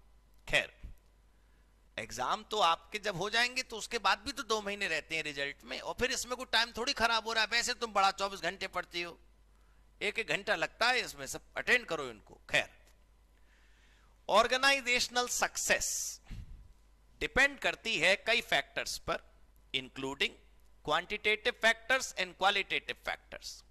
दोनों फैक्टर्स, क्वांटिटेटिव और क्वालिटेटिव, कि भाई आपके जो फाइनेंशियल्स हैं वो भी ठीक रहने चाहिए और आपका चरित्र भी ठीक रहना चाहिए। ऑर्गेनाइजेशन का कल्चर, मैनेजमेंट की फिलॉसफी और एथिक्स डिटरमाइन करते हैं लेवल ऑफ सक्सेस। इतने लेक्चर सुने ना सर मैंने कि ऑफिस में कौन से कपड़े पहन के आने चाहिए, वो मैंने बहुत सुने सर अपने जमाने में। फिर एक दिन मुझे पता चला, मैं कहीं नौकरी करता था तो वहां पर मुझे पता चला कि गूगल के हेडक्वार्टर में तो आदमी निक्कर में पहन कर आता है। गूगल के हेडक्वार्टर में तो कोई ड्रेस कोड का चक्कर ही नहीं है, और गूगल की कमाई तो और कंपनियों से बहुत ज्यादा है। उस दिन से मैंने मालिकों की सुननी छोड़ दी। समझो ना सर आप, इतने नियम कायदे हैं ना सर, मोटी मोटी किताबें भरी पड़ी हैं, प्रोफेशनल एटिकेट, टाई का साइज इतना होना चाहिए, कफलिंग के बटन इतने होने चाहिए, कफ का साइज और बेस इतना होना चाहिए, और शूज और उसकी लेंथ इतनी होनी, पता नहीं क्या क्या है सब कुछ। वो आदमी फेसबुक का मालिक एक टी शर्ट में फेंका पड़ रहा है, बताओ। मेरा कहने का मतलब ये नहीं है कि कल को आप प्रोफेशनल अटायर ना पहने। मेरा कहने का मतलब है हम अपने काम में प्रवीण होंगे, प्रवीण मतलब एफिशिएंट, हम अगर अपने काम में प्रवीण होंगे ना तो सब बढ़िया होगा। ऑर्गेनाइजेशनल का कल्चर कैसा होना चाहिए? काम के प्रति सजग। ऑर्गेनाइजेशन का कल्चर खाली कपड़ों के प्रति सजग नहीं होना चाहिए। मैनेजमेंट की फिलॉसफी और एथिक्स ये तय करते हैं कि हम कितना आगे जाएंगे। Whatever may be the size of business, whatever may be the size of industry, business ethics is most important aspect। सबसे जरूरी चीज यही है। एथिक्स डिटरमाइन करता है कि हमें क्या करना चाहिए, क्या नहीं करना चाहिए in an organization to remain ethical. Employee को क्या पता कि क्या करना चाहिए, क्या नहीं करना चाहिए? मालिक लोग लिख के दें कि बेटा ये काम करो, ये काम मत करो। Right sir? If managers are ethical, employees will learn ethics from their behaviour. हम जो देखते हैं ना वही हम सीखते हैं। कंपनी का चेयरमैन अगर सिक्योरिटी के काउंटर पर वो भी अपनी ऐसे चेकिंग कराएगा अपने ही ऑफिस में, अपनी बिल्डिंग में, अपने ही सिक्योरिटी गार्ड से, तो बाकी लोग को भी शर्मिंदगी होगी कि हम भी करा लेते हैं। चलो, खुद तो वो कराता नहीं और हम सिक्योरिटी चेक कराएं तो हमें क्या लगेगा? हम कोई आतंकवादी हमारा चेकअप कर रहे हो। क्यों? तो जो वो करेगा ना वो हम भी करें। Ethics can create long-lasting positive impact on everyone. Company can attract and retain highly talented individual। क्यों? They'll find good working conditions। कभी कभी एम्प्लॉय अच्छे पैसे पे नहीं, अच्छे माहौल पे मरता है कि यहाँ माहौल अच्छा है, मैं तो यहीं रहूंगा, मेरे को 2 लाख ज्यादा नहीं चाहिए। Strong employee base is a key to success for any organization, so they should be trained for ethical behavior। ठीक है sir? If the company is ethical, reputation of company will go up in the surrounding environment। Surrounding environment में अपने आप reputation अच्छी हो जाएगी।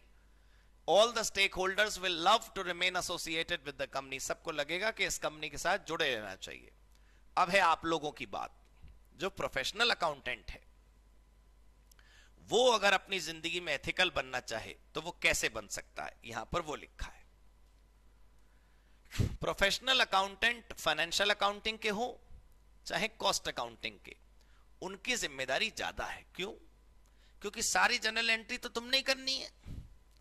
तुम अगर ईमानदारी की कसम खा लोगे और जनरल एंट्री गलत नहीं करोगे तो सब सही है। तुमसे कहा जा रहा है कि asset account debit to bank कर दो, तुम कह रहे हो बिल तो आया नहीं, कौन सी एसेट खरीदी हमने? एमडी करा वो जो मैं कह रहा हूं ना, चुपचाप करो, डोंट एक्ट ओवर स्मार्ट। आप करो सर मैं नहीं करूंगा, जनरल एंट्री तभी होगी जब मुझे वाउचर मिलेगा। लेकिन हम ऐसा नहीं कर सकते। क्यों? हमें तो पहली तारीख को सैलरी चाहिए, पेट भी तो भरना है। Cost management is the activity of managers related to planning and control of cost, right? It can be kept low only with honesty। cost come honesty से रखी जा सकती है। cost management should be done in ethical manner so that efficient operations can be performed। ये line देखिए, management accountant मतलब cost accountant को ये वाली वैल्यूज अपने अंदर लानी है। ये है कंक्रीट पॉइंट, ये आपको रटना है अच्छे तरीके से कि ये हेडिंग ना भूल जाएं आप। वो पूछेंगे what are the values which should be there in a cost accountant, what are the values we must follow as a professional। कौन सी वैल्यू सिस्टम हमारे अंदर होनी चाहिए? सबसे पहली बात प्रॉब्लम सॉल्विंग। प्रॉब्लम सॉल्विंग मतलब समस्या पे 2 घंटे चर्चा नहीं करनी है, समाधान पे चर्चा करनी है। हम समस्या पे चर्चा करते हैं, 3 घंटे हम लोग पर्यावरण प्रदूषण पे चर्चा करते हैं। समाधान क्या निकलता है कि अगली मीटिंग इतनी तारीख को है, बस। we need to talk sense and we need to talk practical, we need to talk solutions। ये हो गई गलती, अब क्या हो गई? वो तो हो गई, अब बोलो अब क्या करें वो बताओ। ऐसे आपका एटीट्यूड होना चाहिए, राइट? नुकसान तो हो गया, अब क्या कर सकते हैं? Management accountant should have problem solving attitude. he must have wisdom to solve problems and not to consider the problem as big or crucial। बड़ी प्रॉब्लम हो या छोटी प्रॉब्लम, अब तो हो गई ना, अब क्या करें फिर? स्कोर कीपिंग मतलब मैंने कहा आपसे, आप लोग सुनिए इसको, आप एक कागज पर लिखिए आप क्या बनना चाहते हैं और शाम को सिर्फ ये कैलकुलेट करिए कि वो बनने के लिए आज आपने क्या किया। उसे कहते हैं स्कोर कीपिंग। आज का आपका स्कोर क्या रहा, कहां पहुंचे आप, और अगर कहीं नहीं पहुंचे आप बस दो काम करके तो देखिए, आपके अंदर अपने आप मोटिवेशन आ जाएगा। ये जो लेक्चर्स में होता है ना मोटिवेशन, ये उतनी देर तक रहता है जितनी देर तक वो स्टेज पर होता है आदमी। जैसे ही हम उस हॉल से बाहर आते हैं ना, उस हॉल से बाहर आते हैं तो हमारा सारा मोटिवेशन खत्म हो जाता है। मोटिवेशन के हॉल में हम बैठे, उसने हमें ऐसे महसूस करा दिया जैसे हम बादशाह, हम कुछ भी कर सकते हैं। बाहर आए हम, ऑटो मिला नहीं हमें बैठने के लिए, हम वहीं डिमोटिवेट हो गए। बताओ गाड़ी होती तो कोई प्रॉब्लम नहीं थी। हाँ हाँ सही बात है ये। तो मोटिवेशन कैसे होगा, हमें कहां पहुंचना है हिंदी में लिख के रख लो एक जगह, और हमने आज क्या किया, बस इतना सा काम करना है। कोई डायरी नहीं बनानी, कोई प्लानर नहीं बनाना, कोई टू डू सॉफ्टवेयर नहीं खरीदना, कुछ नहीं करना है। बस स्कोर कीपिंग मतलब आज हम कितना आगे आए, बस। देखो, management accountant must maintain records for the results, जो आपने उम्मीद करी थी, anticipated, and results actually achieved, so that we can take corrective actions. गलती कहां रही, ऐसे थोड़ी गलती नहीं हो सकती, हमें पता रहना चाहिए। अटेंशन डायरेक्टिंग मतलब ये पिछले वाले से ही जुड़ा हुआ है सर, कि अगर हमें पता चल जाएगा कि हमारी गलती का है तो हम अपने अटेंशन को उस तरफ डायरेक्ट कर देंगे। Management accountant should give guidance about flow of operations, कि हम कैसे काम करें for the company. They must provide directions in accordance with gap they find in success, जहां भी कमी है हम वहां पर काम करें। सही में हम लोग अपनी कमियों पे बात नहीं करते, हम लोग दूसरे की कमी पे बात करते हैं हमेशा। वो गलत है, उसने ये करा, उसने ये करा। मैं भी नीचे फाइनल में भाषण देकर आया हूं कि साहब सीएमए इंस्टीट्यूट के बच्चे इतने टेंशन में थे पिछले 2 सालों से। टेंशन लेके क्या हुआ, तुम्हारी चल गई। एडमिट कार्ड तो तभी आया जब आना था, ऑफलाइन जब कन्वर्ट होना था तभी होना था, ऑनलाइन जब तक चलना था चल नहीं था। अपनी पढ़ाई छोड़कर हम क्या कर रहे हैं, नेताजी का नाम, वो जब तक सूरज चांद रहेगा नेताजी का नाम रहेगा, आंदोलन कर रहे हैं हम। आंदोलन उसको करना चाहिए आपके बिहाफ पे जो क्वालिफाई हो चुका, वो लोग करें, वो अपना करते रहे, ठीक है भाई। हम स्टूडेंट्स हैं सर, हमें पढ़ाई करनी है, पेपर देना है, हम क्या कर, आंदोलन। उनका सोचो जिन्होंने पैसे दे देकर आपको पढ़ने के लिए भेजा है। वैल्यू चेन क्या होती है सर, वैल्यू चेन तो बड़ा इजी कॉन्सेप्ट है बिजनेस स्टडीज का।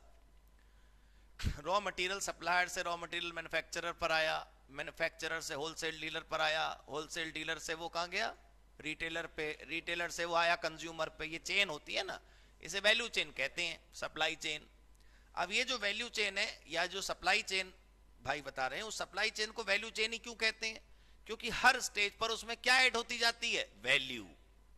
हर स्टेज पर थोड़ी बहुत यूटिलिटी आपके लिए जुड़ जाती है। भाई एक आदमी आप तक सामान लेकर आ रहा है तो वो आपके लिए वैल्यू तो ला रहा है, तो उसे वैल्यू चेन कहते हैं। अब एथिक्स में कहां से आ गई, एथिक्स में ऐसे आ गई कि वैल्यू चेन में जितने लोग हैं बस वो अपना रोल ठीक से निभा लें, बस अपनी जिम्मेदारी ठीक से निभा लें, बस उनको ये करना है, राइट। देखिए, value chain is a visualization of complete business as a sequence of activities. कहां से शुरू होती है वो, ranging from raw material supplier to customer.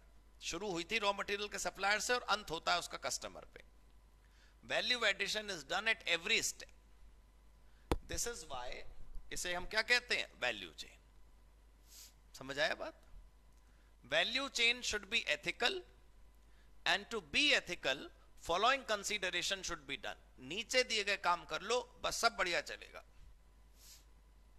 नीचे दिए गए काम किसी भी बिजनेस में, कल को आप बिजनेस करें या आप जहां नौकरी करें उसके बिजनेस के मालिक को समझाइए, पहला काम क्या करना है आपको, कस्टमर फोकस वो कर दीजिए जो ग्राहक चाहता है, बस। Every participant of value chain must do something to enhance customer satisfaction. If his action will satisfy customer, it is sufficient for ethics. बस मैं तो आपसे कहा, एथिक्स का मतलब चैरिटी थोड़ी है। ग्राहक आपका गाना अगर गा रहा है तो आपने पुण्य कमा लिए जीवन में, बस। आप जिस रोल में हैं बस वो रोल सही से निभा लीजिए तो आपका एक्टिंग पूरी हो गई, जो करने के लिए ऊपर वाले ने आपको भेजा है, और कुछ नहीं करना है आपने। दूसरी चीज किस पर फोकस करना है, की सक्सेस फैक्टर्स। क्या होते हैं सक्सेस के फैक्टर, कॉस्ट रीजनेबल रखिए, क्वालिटी हाई रखिए, टाइम पर प्रोडक्ट डिलीवर करिए एंड इनोवेशन करिए, आर की सक्सेस फैक्टर्स। अगर आपने ये सारे मेंटेन करे तो फिर क्या होगा, operations and output will automatically be ethical. अब यहां कहां लिखा है कि आपको चंदा भिजवाना हरिद्वार की गंगा को साफ करने के लिए? वो भिजवाइए, वो अच्छी बात है, आप लोगों के प्रयासों से ही होगी। लेकिन वो फैक्ट्री वाला अगर पहले से ही वेस्ट डिस्पोजल सिस्टम लगा ले अपनी फैक्ट्री में, तो कोई गंदगी ना फैले। तो हमें थोड़ा सा अपने ऑपरेशंस को ठीक करना है। अगला है कॉन्टिन्यूअस इंप्रूवमेंट। कॉन्टिन्यूअस इंप्रूवमेंट का एक जापानीज शब्द है काइजन। कई बड़ी कंपनियों में काइजन होता है। काइजन मतलब स्मॉल इंप्रूवमेंट। एक जापानी शब्द है, उसका मतलब है चेंज फॉर द बेटर।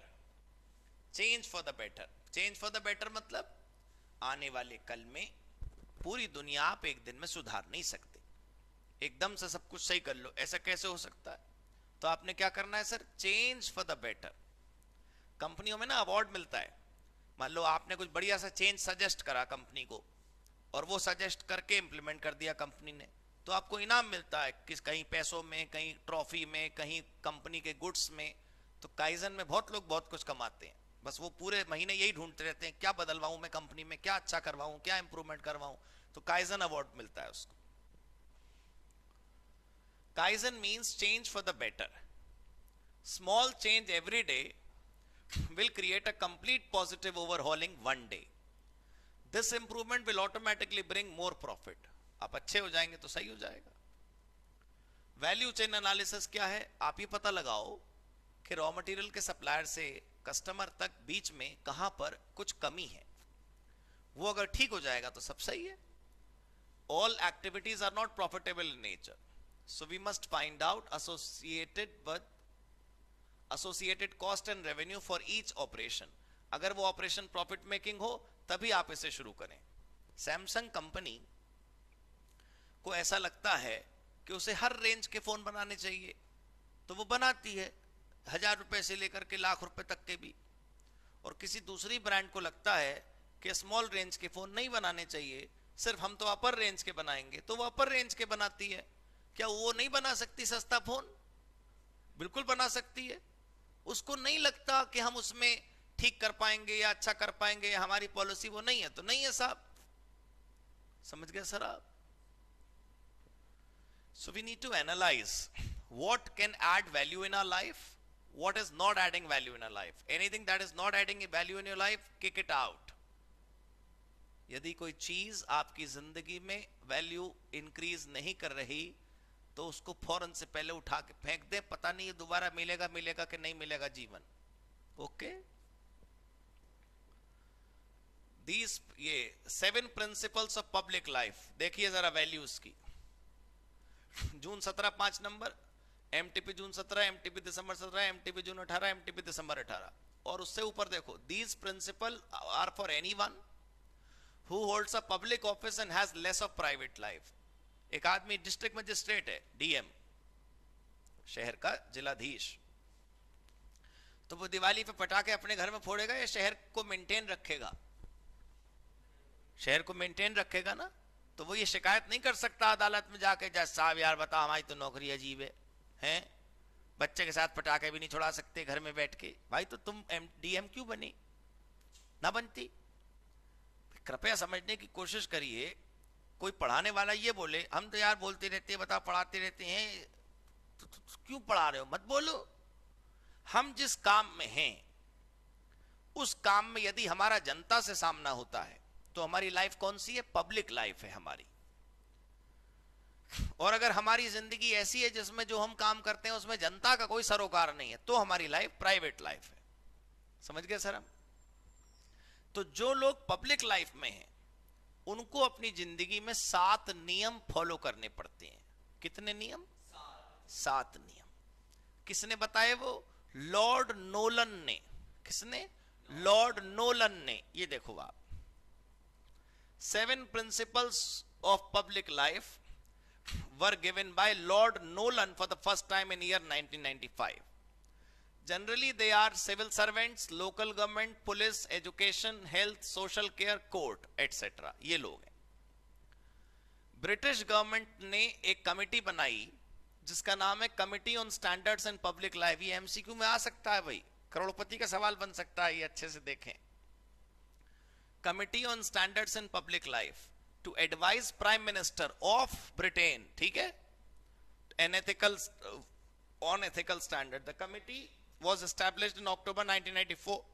1994 में कमिटी बनी और उन्होंने 2 सुझाव दिए। ब्रिटेन के प्रधानमंत्री को एथिक्स के ऊपर सुझाव देने के लिए कोई कमेटी बनी जिसने अपनी रिपोर्ट में 2 सुझाव दिए, ठीक।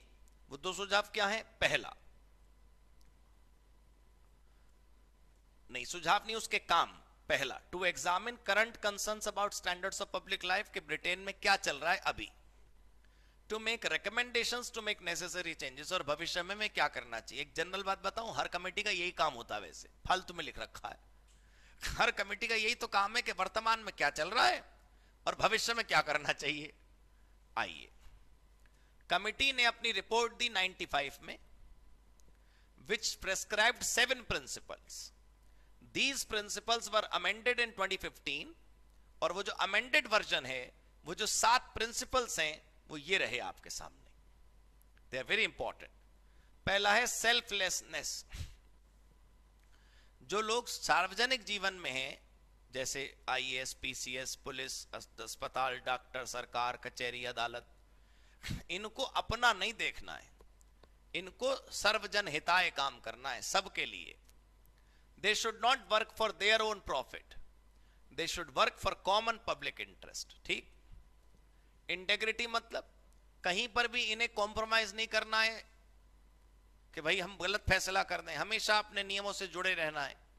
They should not make compromise with values, they must not have any conflict of interest with public, there decision should be taken on merit, उनके सारे फैसले न्यायपूर्ण होने चाहिए, किसी का फेवर नहीं करना, किसी के प्रति बायस नहीं रखना।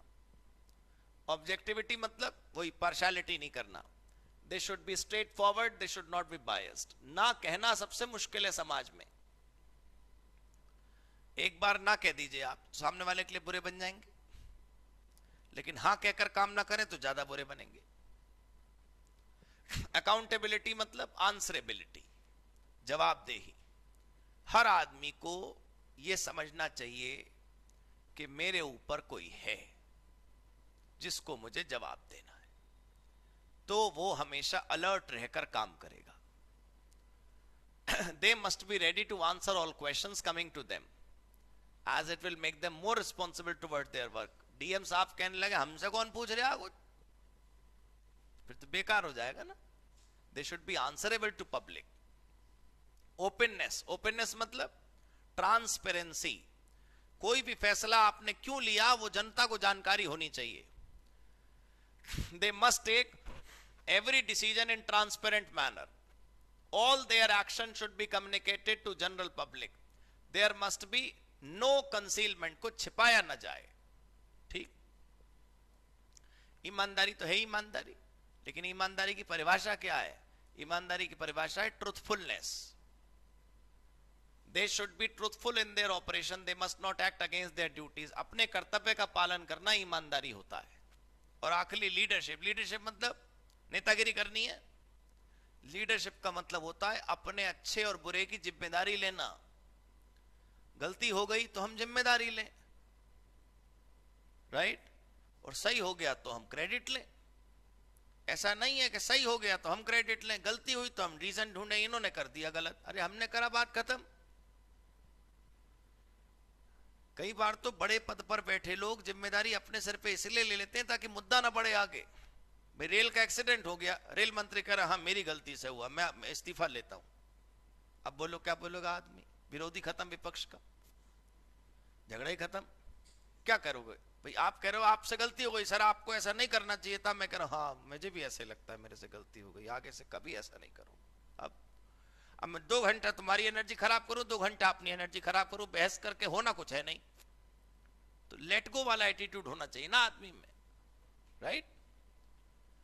They should take responsibility of their actions, decisions, whether they went right or wrong. अब है areas in business ethics। बताओ ये 10 नंबर में आ गया। और आप सर अटेम्प्ट लिखा है ना जून 18 का, सजेस्टेड डाउनलोड कर लीजिए, सजेस्टेड डाउनलोड करके देख लीजिए, एग्जैक्ट इतना ही लिखना है, बस उतना ही लिखा हुआ है। तब तो कोई ऑनलाइन का चक्कर ही नहीं था। इतना सा आंसर 10 नंबर में है। एरियाज इन बिजनेस एथिक्स देखिए, CSR एक बिजनेस एथिक्स का हिस्सा है। Fiduciary responsibility toward stake holders, मतलब ट्रस्ट वर्दी रिलेशनशिप हमारी सबके साथ होनी चाहिए। इंडस्ट्री हमारी इफेक्टिव रहनी चाहिए। हमारे कस्टमर हमारे पास आए डिस्काउंट्स की वजह से नहीं, क्वालिटी की वजह से। हमारे एम्प्लॉयज को हम हमेशा खुश रख सकें। हम ज्यादा से ज्यादा अच्छे कर्मचारियों को अपने साथ काम करने के लिए अट्रैक्ट कर सकें। हम इन्वेस्टर्स को हमारे साथ जोड़े रखें और हम उनको हमेशा अच्छे रिटर्न्स दें। Fulfil promises which company made, हम एथिकल गाइडलाइन बनाएं और उन्हें फॉलो करें। Law of the land follow करने का मतलब जिस देश में हम रहते हैं उस देश का कानून फॉलो करें। Show care for environment and show care for humanity, ये छोटे छोटे 12 पॉइंट 10 नंबर के, तो जितना है उतना ही तो है, हम जबरदस्ती कैसे लपेट लें। इंस्टीट्यूट के मॉड्यूल में एरिया के नाम पर यही हेडिंग लिखी हुई है बस। अगला, कॉन्सिक्वेंसेस ऑफ अनएथिकल बिहेवियर। वैसे तो पता है सबको अनएथिकल बिहेवियर के कॉन्सिक्वेंस क्या होंगे। रेपुटेशन गिर जाएगी, प्रॉफिट कम हो जाएगा, बिजनेस एक दिन बंद हो जाएगा। लेकिन फिर भी इन्होंने क्या लिखा है वो देख लेते हैं।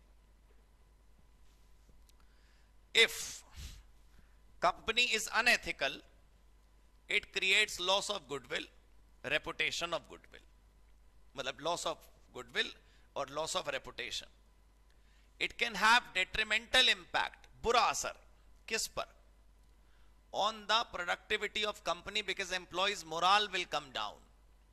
उनको दिखेगा कि हमारी कंपनी के खिलाफ इतने केस चल रहे हैं, तो उनका मोरल जो है वो डाउन हो जाएगा। It will be very difficult to retain good employees and at the same time it will be equally difficult to hire good employees. कोई क्यों ज्वाइन करेगा ऐसी कंपनी को जो डूबती हुई नाव है। Issues in business ethics, issue मतलब कोई भी मैटर जिस पर हमें विचार करना है। जब आप किसी को कुछ बोलो प्रॉब्लम वाली बात और सामने वाला बोले नो इशू, उसकी हिंदी क्या होती है नो इशू की? मुझे कोई प्रॉब्लम नहीं है। नो इशू का हिंदी होती है आपको इस पर विचार करने की आवश्यकता नहीं है। मतलब आप मत सोचिए इतना, आई एम ओके, ये कहने का मतलब है। When we say issue, that means there is something serious to be deliberated upon, कुछ सोचना पड़ेगा इस बात का, उसे बोलते हैं। आपने नहीं देखा एक आदमी परेशान है तो वो कहता है यार इस पे कुछ सोचना पड़ेगा, ऐसे हो नहीं रहा सही। इसका मतलब इट्स एन इशू। देखिए, issue are areas on which deliberate thinking is required. Following are the issues in business ethics. पहला, what is the logic to follow ethics? क्यों फॉलो करें? ठीक। Why to follow fairness, justice and transparency? ये सब करने की क्या जरूरत? पैसा कमाओ, घर बैठो। How to solve conflict? जीवन में दुविधा आ जाए तो कैसे दूर करें? How to take unbiased decision? Partiality कैसे ना करें, मन बड़ा चंचल है, झुक जाता है। भाई हमारे भाई की गाड़ी की टक्कर हो गई किसी से, तो हम क्या किसके साथ देंगे, जो सही है या भाई का साथ? बाबा खत्म, भाई का साथ। हमें का मतलब किसकी गलती थी? तो ये होना बड़ा मुश्किल है। हाउ टू हैंडल एडवर्सिटीज, बुरे वक्त में कैसे साथ दें। नीड फॉर बिजनेस एथिक्स एक ऐसा टॉपिक है जो आपके इंस्टीट्यूट की किताब में बड़ा लंबा है, बड़ा एलैबोरेटेड है। तो आपको बस इतना होमवर्क करना है कि नीड एक बार आप पढ़ लीजिएगा खुद। नीड में क्या हो रहा है एग्जाम में कि कभी कभी नीड का कोई एक पॉइंट उठ के अलग से 4 नंबर का क्वेश्चन बन जाता है। जैसे वो ये पूछ लेगा how ethics stops business malpractices. जैसे नीड लिखिए पहली कि बिजनेस मेल प्रैक्टिस मतलब रॉन्ग प्रैक्टिस, कि बिजनेस में गलत प्रैक्टिस को रोक देता है एथिक्स, इसलिए हमें एथिक्स चाहिए। कैसे रोक देता है? 4 नंबर में बताओ। तो ये थोड़ा सा नीड पर हमें ध्यान देना है कि ये पॉइंट सिर्फ इतने से काफी नहीं है, इनमें से किसी के अंदर भी वो ये 2-4 लाइनें पूछ सकता है, तो हमें लिखनी आनी चाहिए। कस्टमर का कॉन्फिडेंस बढ़ेगा हमारे पास, हमसे ही सामान खरीदेगा अगर हम ईमानदार कहलाएंगे तो। हम मार्केट में सरवाइव तभी कर पाएंगे, लोग हमारा विरोध नहीं करेंगे। कंज्यूमर के हितों की रक्षा करने के लिए एथिक्स चाहिए, एम्प्लॉय और शेयर होल्डर को फायदा पहुंचाने के लिए एथिक्स चाहिए, समाज में हर किसी से गुड रिलेशंस रखने के लिए एथिक्स चाहिए। गुड इमेज तो आपकी हो ही जाएगी। ये क्या मतलब है स्मूथ फंक्शन? मतलब हमारे खिलाफ आंदोलन कम होंगे ना, हमारे खिलाफ केस कम होंगे तो हम स्मूथली काम कर पाएंगे। कंज्यूमर मूवमेंट अगर हमारे खिलाफ चला तो हम ईमानदारी से लड़ पाएंगे अगर हम एथिकल होंगे तो। कस्टमर का सेटिस्फैक्शन इंक्रीज करना, ये क्या मतलब है? इंपॉर्टेंस ऑफ लेबर रिकॉग्नाइज करना। मतलब अरे अगर हम ईमानदार होंगे तो लेबर को वैल्यूज देंगे, इंसान को इंसान समझेंगे, वर्कर को मशीन नहीं समझेंगे। वर्कर कह रहा मैं थक गया तो हम कह रहे मर थोड़ी गया, अभी काम कर। बताओ। To sustain healthy competition. अब यह अगले दो टॉपिक बड़े बढ़िया हैं। एडवांटेज तो है ठीक, डिसएडवांटेज भी है। बताओ टॉपिक। एथिक्स का पहला फायदा, ये आपको कंपटीशन में एडवांटेज देगा और उसे आगे ले जाएगा आप, क्योंकि ऊपर वाली जो कुदरत है वो आपका साथ देगी। लोग आपके प्रति पॉजिटिव बिहेवियर रखेंगे। हमेशा जब भी आपकी फाइल इनकम टैक्स में जाएगी तो उसे याद आएगा कि ये तो ऑनेस्ट कंपनी है। कभी भी केस अदालत में जाएगा तो जज को याद रहेगा इसके बारे में तो हमने बहुत तारीफ सुनी है, हर जगह बचते हुए निकल जाएंगे आप। आपकी गुडविल बढ़ेगी, आपकी प्रोडक्टिविटी इसलिए बढ़ेगी क्योंकि एम्प्लॉइज खुश रहते हैं आपके यहां पे। मार्केट शेयर इसलिए बढ़ेगा क्योंकि इन्वेस्टर ज्यादा खुश हैं तो वो आपके ज्यादा से ज्यादा शेयर खरीदते चले जाएंगे आपके, और प्रोडक्ट के हिसाब से भी ज्यादा कस्टमर आपसे जुड़ेंगे तो आपका मार्केट शेयर इंक्रीज होगा। It helps in publicity, positive publicity होगी आपकी। आप नए प्रोडक्ट इजीली लॉन्च कर पाएंगे और लोग खुशी खुशी स्वीकार भी कर लेंगे आपका प्रोडक्ट, क्योंकि आप हैं। ठीक। Disadvantages of business ethics. Business ethics की बुराइयां क्या है? बताओ बुराई। पहला, it does not support company objective of profit maximization. ये प्रॉफिट मैक्सिमाइजेशन की तरफ नहीं सोचता, लेकिन ऊपर दी गई चीजें अगर आप फॉलो करेंगे तो प्रॉफिट मैक्सिमाइजेशन अपने आप होगा। अपने आप होगा sir profit maximization. Everyone defines success in different ways and not on monetary terms. मतलब हर आदमी सफलता को अपने हिसाब से देखता है, तो जो लोग पैसों के हिसाब से सफलता तोलते हैं उनके लिए एथिक्स जो है वो बेकार चीज है। Ethics and charitable activities are sometime very costly, so company will have to incur extra expenditure, right. तो आप दूसरे की थाली में खाना तभी भर पाएंगे जब आपके पास होगा। तो इसलिए वो कह रहा है कि पहले हम कमा लें और फिर लोगों के लिए चैरिटी करें।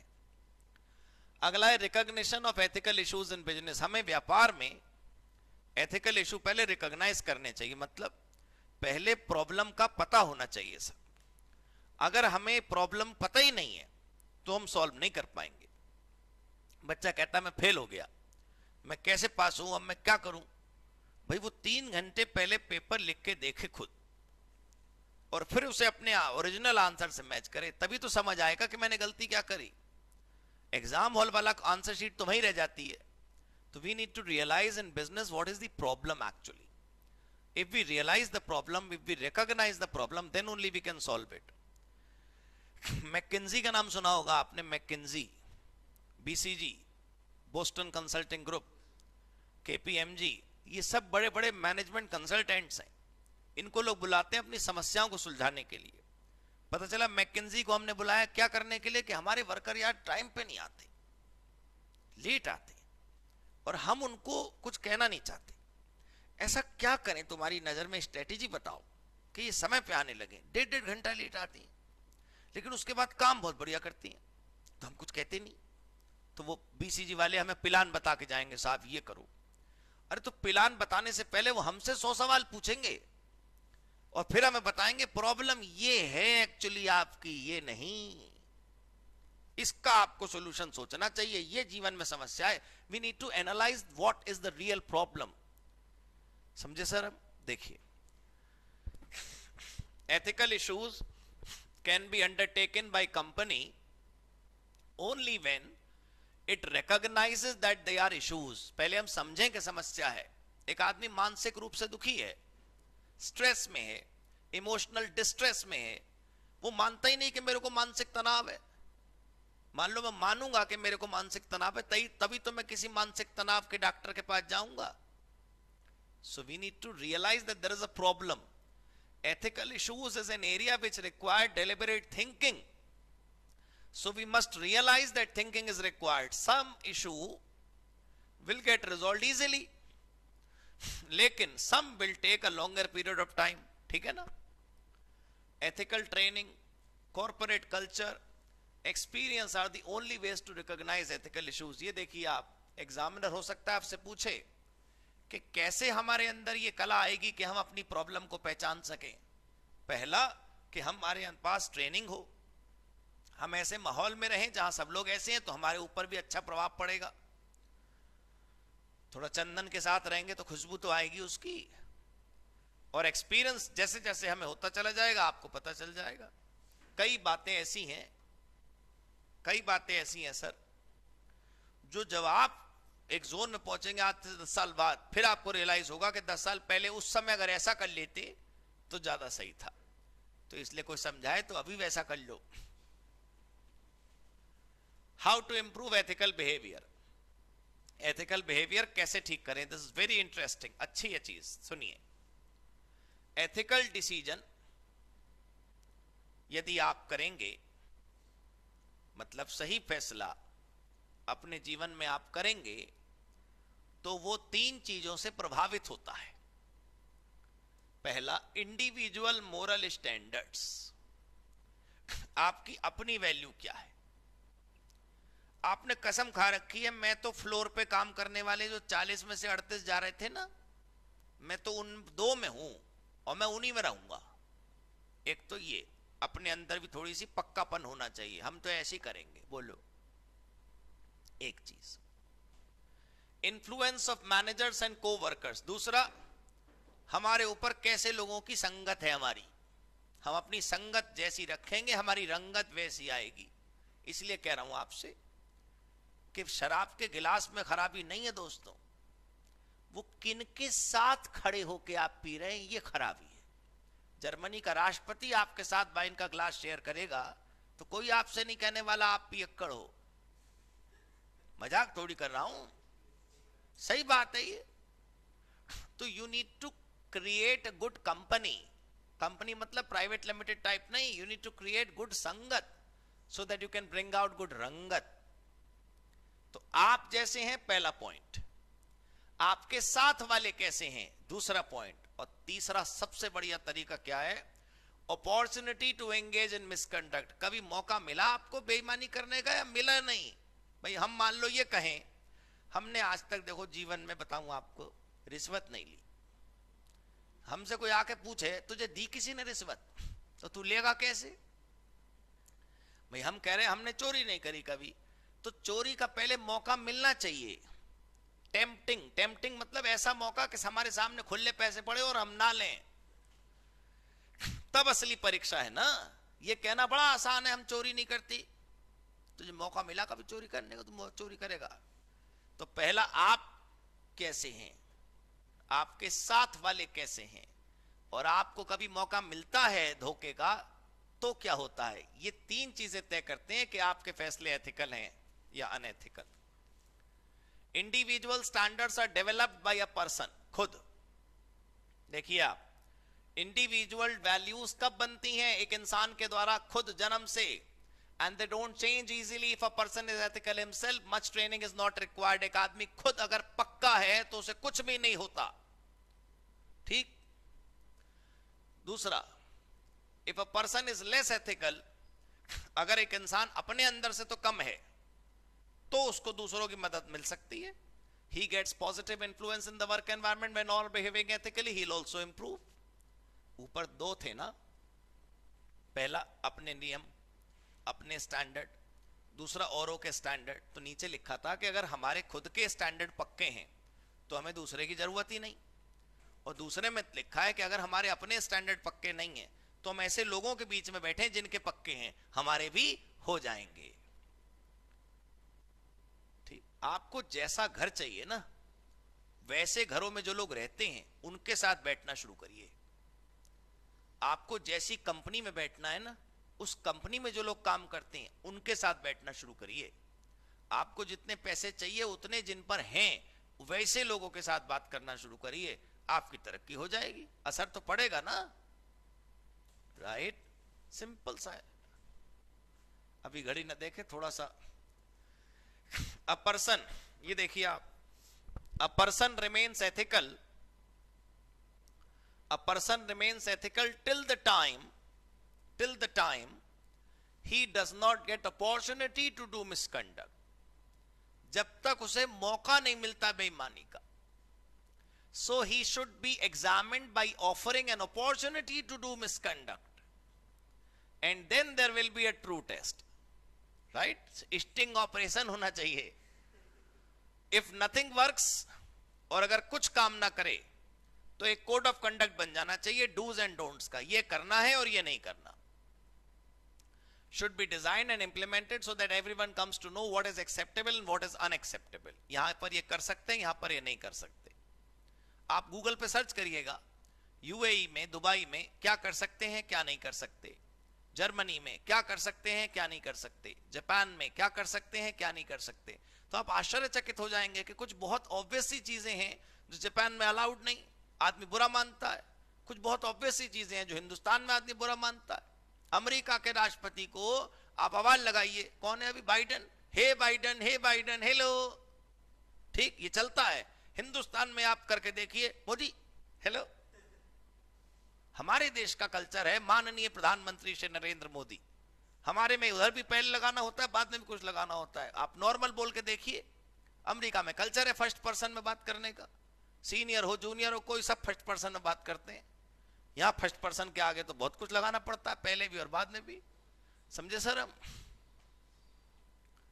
अब है थ्रेट्स, ये काफी अच्छा विषय, ध्यान से देखिए आप। थोड़ा ना ब्रेक करने से प्रॉब्लम हो जाती है, ब्रेक मत करिए, टॉपिक आराम से पढ़ते रहिए। थ्रेट्स क्या है? थ्रेट्स का मतलब धमकी नहीं होता, थ्रेट्स का मतलब है खतरा। एक आदमी के एथिक्स को इन चीजों से खतरा है। ये कलयुग है, इससे बच के रहना है आपको। ये नहीं आना चाहिए आपके पास। ये आएगा तो बस आपके ऊपर कलयुग चढ़ जाएगा। पहला, सेल्फ इंटरेस्ट, मन का लालच, ईमानदारी करने नहीं देता। यह है problem. A person may behave unethically if he is always looks for his own profit without looking for common good. Self interest is not bad, लेकिन if it gets aligned with social and common interest, अपना भला भी करो लेकिन सबके भले के साथ। अगर सिर्फ अपना ही भला देखना है तो मुश्किल है। देखो एग्जाम्पल, आपकी सैलरी बहुत हाई है तो आप दबे रहेंगे, जो मालिक कह रहा है वही करना है, सच्चाई अच्छाई गई तेल लेने। Undue dependence on our clients, मतलब हमारे क्लाइंट मान लो जो हैं उनमें दो चार बहुत मोटे हैं, हमारा टर्नओवर 100 करोड़ है जिसमें से 90 करोड़ तो वही दे देता है मान लो, तो हमें क्या करना पड़ेगा? दबना पड़ेगा उसके हिसाब से। Close business relationship, close business relationship मतलब जिससे हमारे संबंध ज्यादा प्रगाढ़ हैं, जुड़े हुए हैं, हम उसके लिए ट्विस्ट कर देंगे नियमों को। Fear of losing handsome amount of fees, हमें लग रहा है कि इससे अच्छी फीस आ सकती है और ज्यादा नियम झाड़ेंगे तो भाग जाएगा, हम कहते हैं ठीक है चलने तो क्या है बस। दूसरा सेल्फ रिव्यू, मतलब जब हम गलती करते हैं तो हमें डर होता है कोई हमें रिव्यू ना कर दे, तो उसे छुपाने के लिए 100 और करते हैं गलती। अरे गलती हो गई यार बता दो, बात खत्म। देखो, when a person commits errors and fraud, he commits more errors and fraud to hide the original fraud. बताओ, a person become more and more unethical because it becomes a daily practice, आदत पड़ जाती है उसे। Discovery of significant error, मान लो को बड़ी गलती मिल गई तो छुपाने के लिए और 4 गलती करी। फाइनेंशियल रिपोर्टिंग तो तरीका ही है इस बात का कि गलती कैसे छिपेगी। Power position to hide the error easily, मतलब आप कंपनी के एमडी हैं, आपको तो एक बस इशारा करना है वर्कर को, आपके हिसाब से नाचेगा वो, तो जैसे कह रहे हो वैसे छुपा देगा। आदमी कौन बोले एमडी कह रहा है ऐसे करो तो ऐसे कर दिया हमने, तो वो कह देता है। कोई पूछे किसने बोला, कहना मैंने बोला, वर्कर कहता ठीक है सर। कचहरी थोड़ी सुनती है किसने बोला, एडवोकेसी मतलब हम एक तो गलत करते हैं, फिर गलत आदमी जो करता है उसकी वकालत करती है। देखो, when we represent our client in front of court, tribunal, tax authorities, we keep on doing unethical things just to save our client. मतलब हमारे क्लाइंट जो है वो सही है बस, बाकी हमें कोई मतलब नहीं। Undertaking issue of shares for a company, एक कंपनी का इशू ऑफ शेयर्स का ठेका ले लिया आपने, अब किसी भी तरह उसके शेयर बिकने चाहिए, किसी को कैसे भी धोखाधड़ी करके लपेटे हमने शेयर बेच दिए हमने तो आपके। Acting as advocate for client, तो ऐसे नहीं करना। और ये चौथा जो थ्रेट है ये तो बहुत बड़ा है। फैमिलियरिटी बहुत बुरी चीज है सर। आपको अगर दूरी बनाए रखनी है अपनी टीम से थोड़ी सी, तो खाना थोड़ा ना खाएं उनके साथ, थोड़ी पार्टी कम करें उनके साथ, नहीं तो आपकी सीनियोरिटी और उनकी जूनियोरिटी खत्म हो जाएगी। थोड़ी सी मतलब थोड़ी सी कम करनी, थोड़ा सा डिस्टेंस आदमी को बना के चलना चाहिए कि हम टॉप पर हैं और वो आदमी सबऑर्डिनेट है हमारा। बिल्कुल ही साफ दीवार खत्म कर दोगे तो आपके सिर पे चढ़ेगा वो, ऐसा मैं नहीं कह रहा, है पैराग्राफ लिखा है। देखो, when a person becomes familiar to someone, it is natural that we deliberately close our eyes when he commits something wrong. This blind faith and feeling leads to lack of ethics. Sharma ji तो गलती कर ही नहीं सकते।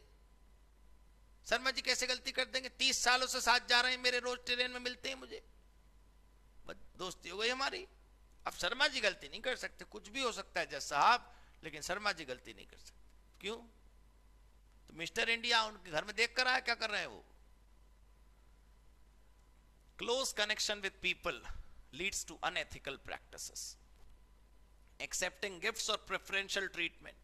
साहब हम रिश्वत नहीं लेते, अच्छा वो जो कल आया था 50 इंच का एलईडी, वो भी तो गलती है।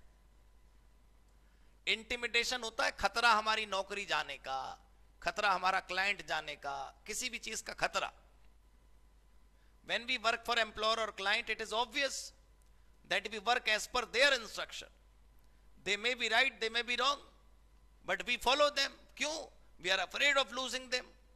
केस का खतरा है, स्टेटस का खतरा है, रेगुलर कैश फ्लो का खतरा है। छोड़ देंगे तो पैसे कैसे आएंगे? जो गलत हो सही हो, हम तो कर रहे हैं, देखेगा ऊपर वाला बाद में। ये देखो सेफ गार्ड। अब इन खतरों से बचें कैसे, इसका भी उपाय दे रखा है वहां पर। इन पे चलो अच्छे से, गंगा नहा लोगे बिल्कुल। पहला, safe guard created by regulations. Education, training, experience होनी चाहिए।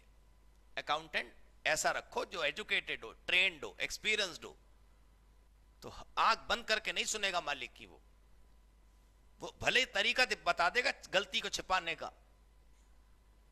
कंटिन्यूइंग प्रोफेशनल डेवलपमेंट प्रोग्राम, ये पीडीपी होते हैं, बहुत चलते हैं कंपनियों में आजकल। आपको सीएमए हो जाए तो आप कोई पीडीपी कर लेना, 1-8 लाख रुपए खर्च जरूर होगा, लेकिन आपको बहुत अच्छा लगेगा उसका।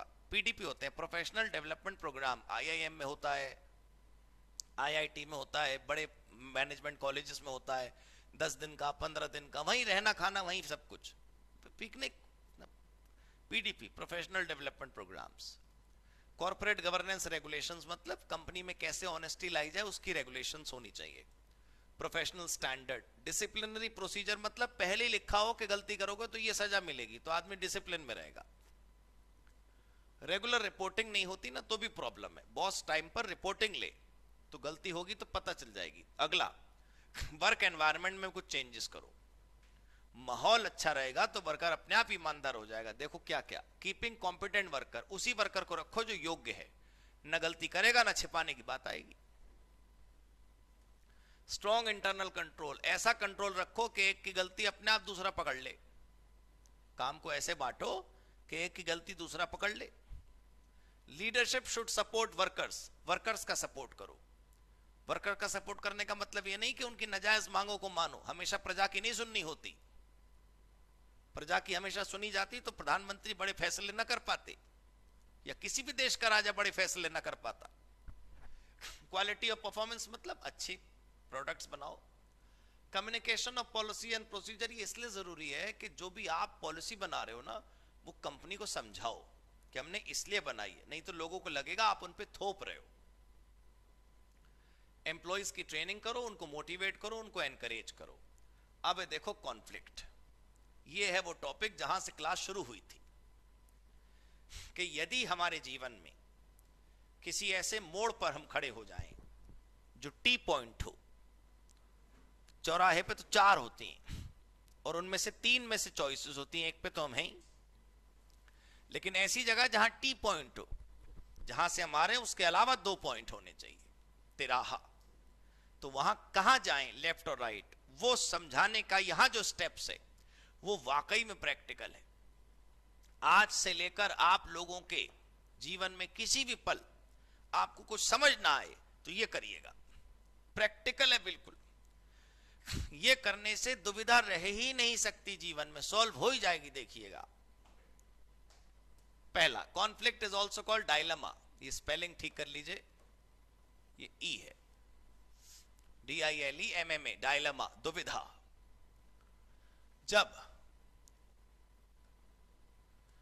both the options seem to be equally right or equally wrong, दोनों ही ऑप्शन हमें सही लगे और दोनों ही गलत लगे, we fail to decide a particular course of action, वो इधर कुआं और उधर खाई, accepting one will result in transgressing other, एक को स्वीकार करेंगे तो दूसरे को छोड़ना पड़ेगा, लेस इंपॉर्टेंट मानना पड़ेगा। Following are the 3 steps to come out of the dilemma, वाह। पहला, डॉक्यूमेंटेशन, कागज पे लिस्ट बनाओ दोनों ऑप्शंस के फायदे और नुकसान की। आपको लगता है अरे वो तो मुझे याद है सर, ऐसी सुन लो, क्यों सुन लो, लिखो आप। एक बच्चे को मैंने लिखवाया, वो इस बात के लिए चिंतित था कि मैं आर्टिकल से फिजिकल एक्चुअल करूं कि मैं डमी ले लूं। उसने वो गिनाना शुरू करा, मैं कहा नहीं ऐसे नहीं कर, लिखो। मैं पता है सर, सुनो तो, मैं कहा लिखो। सर उसने कागज पूरा नहीं करा, वो करा सर हो गया डिसीजन मेरा, सिंपल बात है। मेरा कहने का मतलब है कि जब हम अपने मन में बात कर रहे होते हैं ना तो हमें हर प्रॉब्लम बड़ी लगती है, जब हम कागज पर लिखने जाते हैं तो हमें लगता है अरे ये तो चलो छोड़ो, ये प्रॉब्लम थोड़ी है, हाँ ये लिख लेती हैं। लिखते समय हम गिनती कर पाएंगे ठीक से, किसकी, एडवांटेज और डिसएडवांटेज की। It will be helpful because option with more advantages and less disadvantages can be selected, पता चल जाएगा आप। फिर मन से मत चलना, देखो कागज पे मान लो एडवांटेजेस आ रही हैं ज्यादा, ऑप्शन ए की, तुम्हारा दिल कर रहा था ऑप्शन बी करने का, फिर क्या फायदा, नहीं, फिर तो मन बड़ा चंचल है। कागज पे जिसके फायदे ज्यादा आए वही चूज करना है। सर टाई हो जाए मान लो तो, यहां में समझ नहीं आ रहा क्या लिखें, तो ऑप्शन 2 देखो आप। सेकंड स्टेप, लीगल एडवाइस का मतलब वकील साहब से नहीं, ऐसे आदमी से नहीं जो एक्सपर्ट है, ऐसे आदमी से पूछना है जिस पर हमें भरोसा है।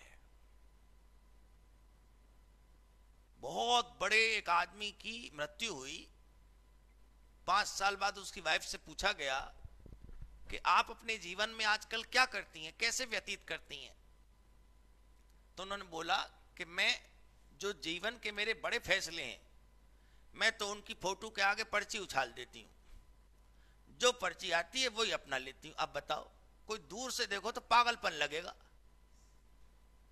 दूर से देखो तो पागलपन नहीं है कि भाई मरे हुए व्यक्ति की फोटो पे, इसका अंग्रेजी में इसको बोलते सुपरस्टिशियन ही तो है ये, कि हम ऐसे फेंक रहे हैं और जो भरोसा ही भजन है बस। हाँ, एक आदमी होम्योपैथी के डॉक्टर पे गया और उसने बिना लिक्विड मिलाए वो मीठी गोली दे दी कि तुम ये खा लो, इससे ठीक हो जाओगे। 3 दिन बाद कह रहा हाँ मैं सही हो गया।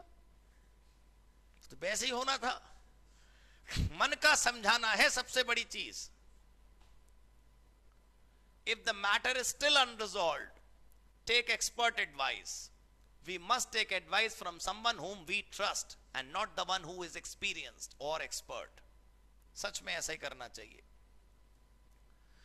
और तीसरा और आखिरी स्टेप, मान लो हम सलाह लेने के बाद भी हमारा मन नहीं मान रहा, तो देखें तीसरा स्टेप, विड्रॉल, छोड़ दो समय के ऊपर। यही सबसे बढ़िया इलाज है, समय पे छोड़ना ही इलाज है। जब तक प्रॉब्लम को पकड़े रहोगे आगे नहीं बढ़ सकते आप। कुछ दिनों बाद प्रॉब्लम ही छोटी होने लगने लगेगी आपको, देखिएगा। When nothing helps, आसमान को देखो, दोनों हाथ उठाओ और उससे बोलो अब तेरे हवाले, बस। कौन ऊपर, कौन है, समय। देखो आप, the matter on time, leave the matter on time, everything will be all right one day. मैं थोड़ी कह रहा हूं, किताब कह रही है। इससे बढ़िया बताओ उपाय क्या है।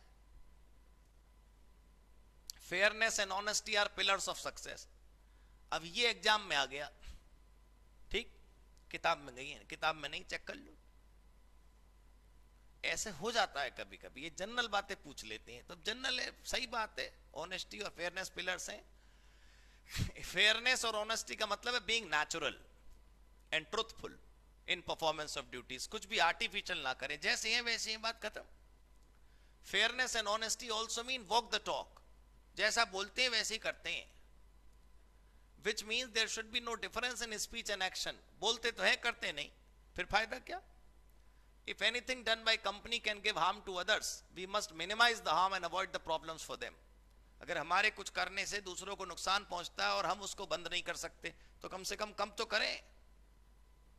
टेलीकॉम ऑपरेटर जो टावर लगाते हैं ना, टेलीफोन वाले जो टावर लगाते हैं, टेलीकॉम कंपनी टेलीकॉम टावर लगाती है, उसको भी आईटीसी नहीं मिलता। आप जीएसटी में पढ़िएगा, जो भी हम माल खरीदते हैं उसकी जीएसटी वापसी आ जाती है, जो भी हम अपने बिजनेस में खरीदते हैं। ठीक, मान लो हमने ये पेन खरीदा, ये स्मार्ट बोर्ड खरीदा, तो हमें हमारी जीएसटी वापसी आ जाती है, उसे बोलते हैं आईटीसी।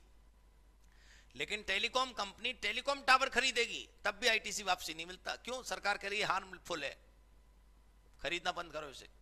अब वो टेलीकॉम कंपनी कह रही है यार इसे कैसे ना खरीदें, हाँ तो खरीदो, जीएसटी नहीं देंगे, ताकि कंपनियां इस बात के लिए मोटिवेट हो कि उसका कोई विकल्प ढूंढें। समझे सर? और वो महंगा रहे। खैर, if anything done by company can give harm to others, तो हम क्या करें? कम से कम मिनिमाइज तो करें। We must minimise the harm, right? कम से कम नुकसान पहुंचाएं।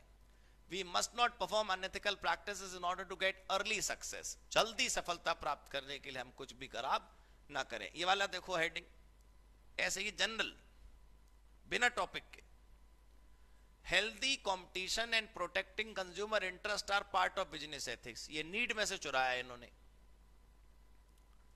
कंपटीशन राइवलरी है, लेकिन ये वॉर साइंस नहीं है। मतलब अरे कंपटीशन है, युद्ध थोड़ी है यार। बाई हुक बाई क्रुक हमें जीतना है, ब्लास्ट कर दो सामने वाले को, दूसरे की फैक्ट्री चलनी नहीं चाहिए। Competition should be ethical in a sense that we must offer quality products, we must offer reasonable prices so that we focus on our development and not on destruction of others. दूसरे का कारोबार नहीं चलना चाहिए, बस इसमें हम खुश हैं।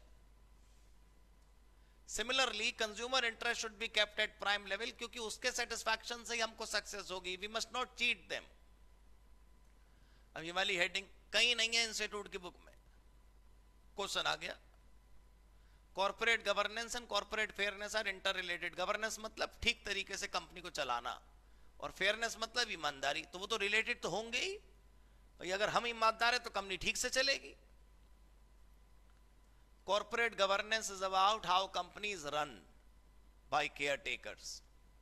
It should be done with fairness, transparency and accountability.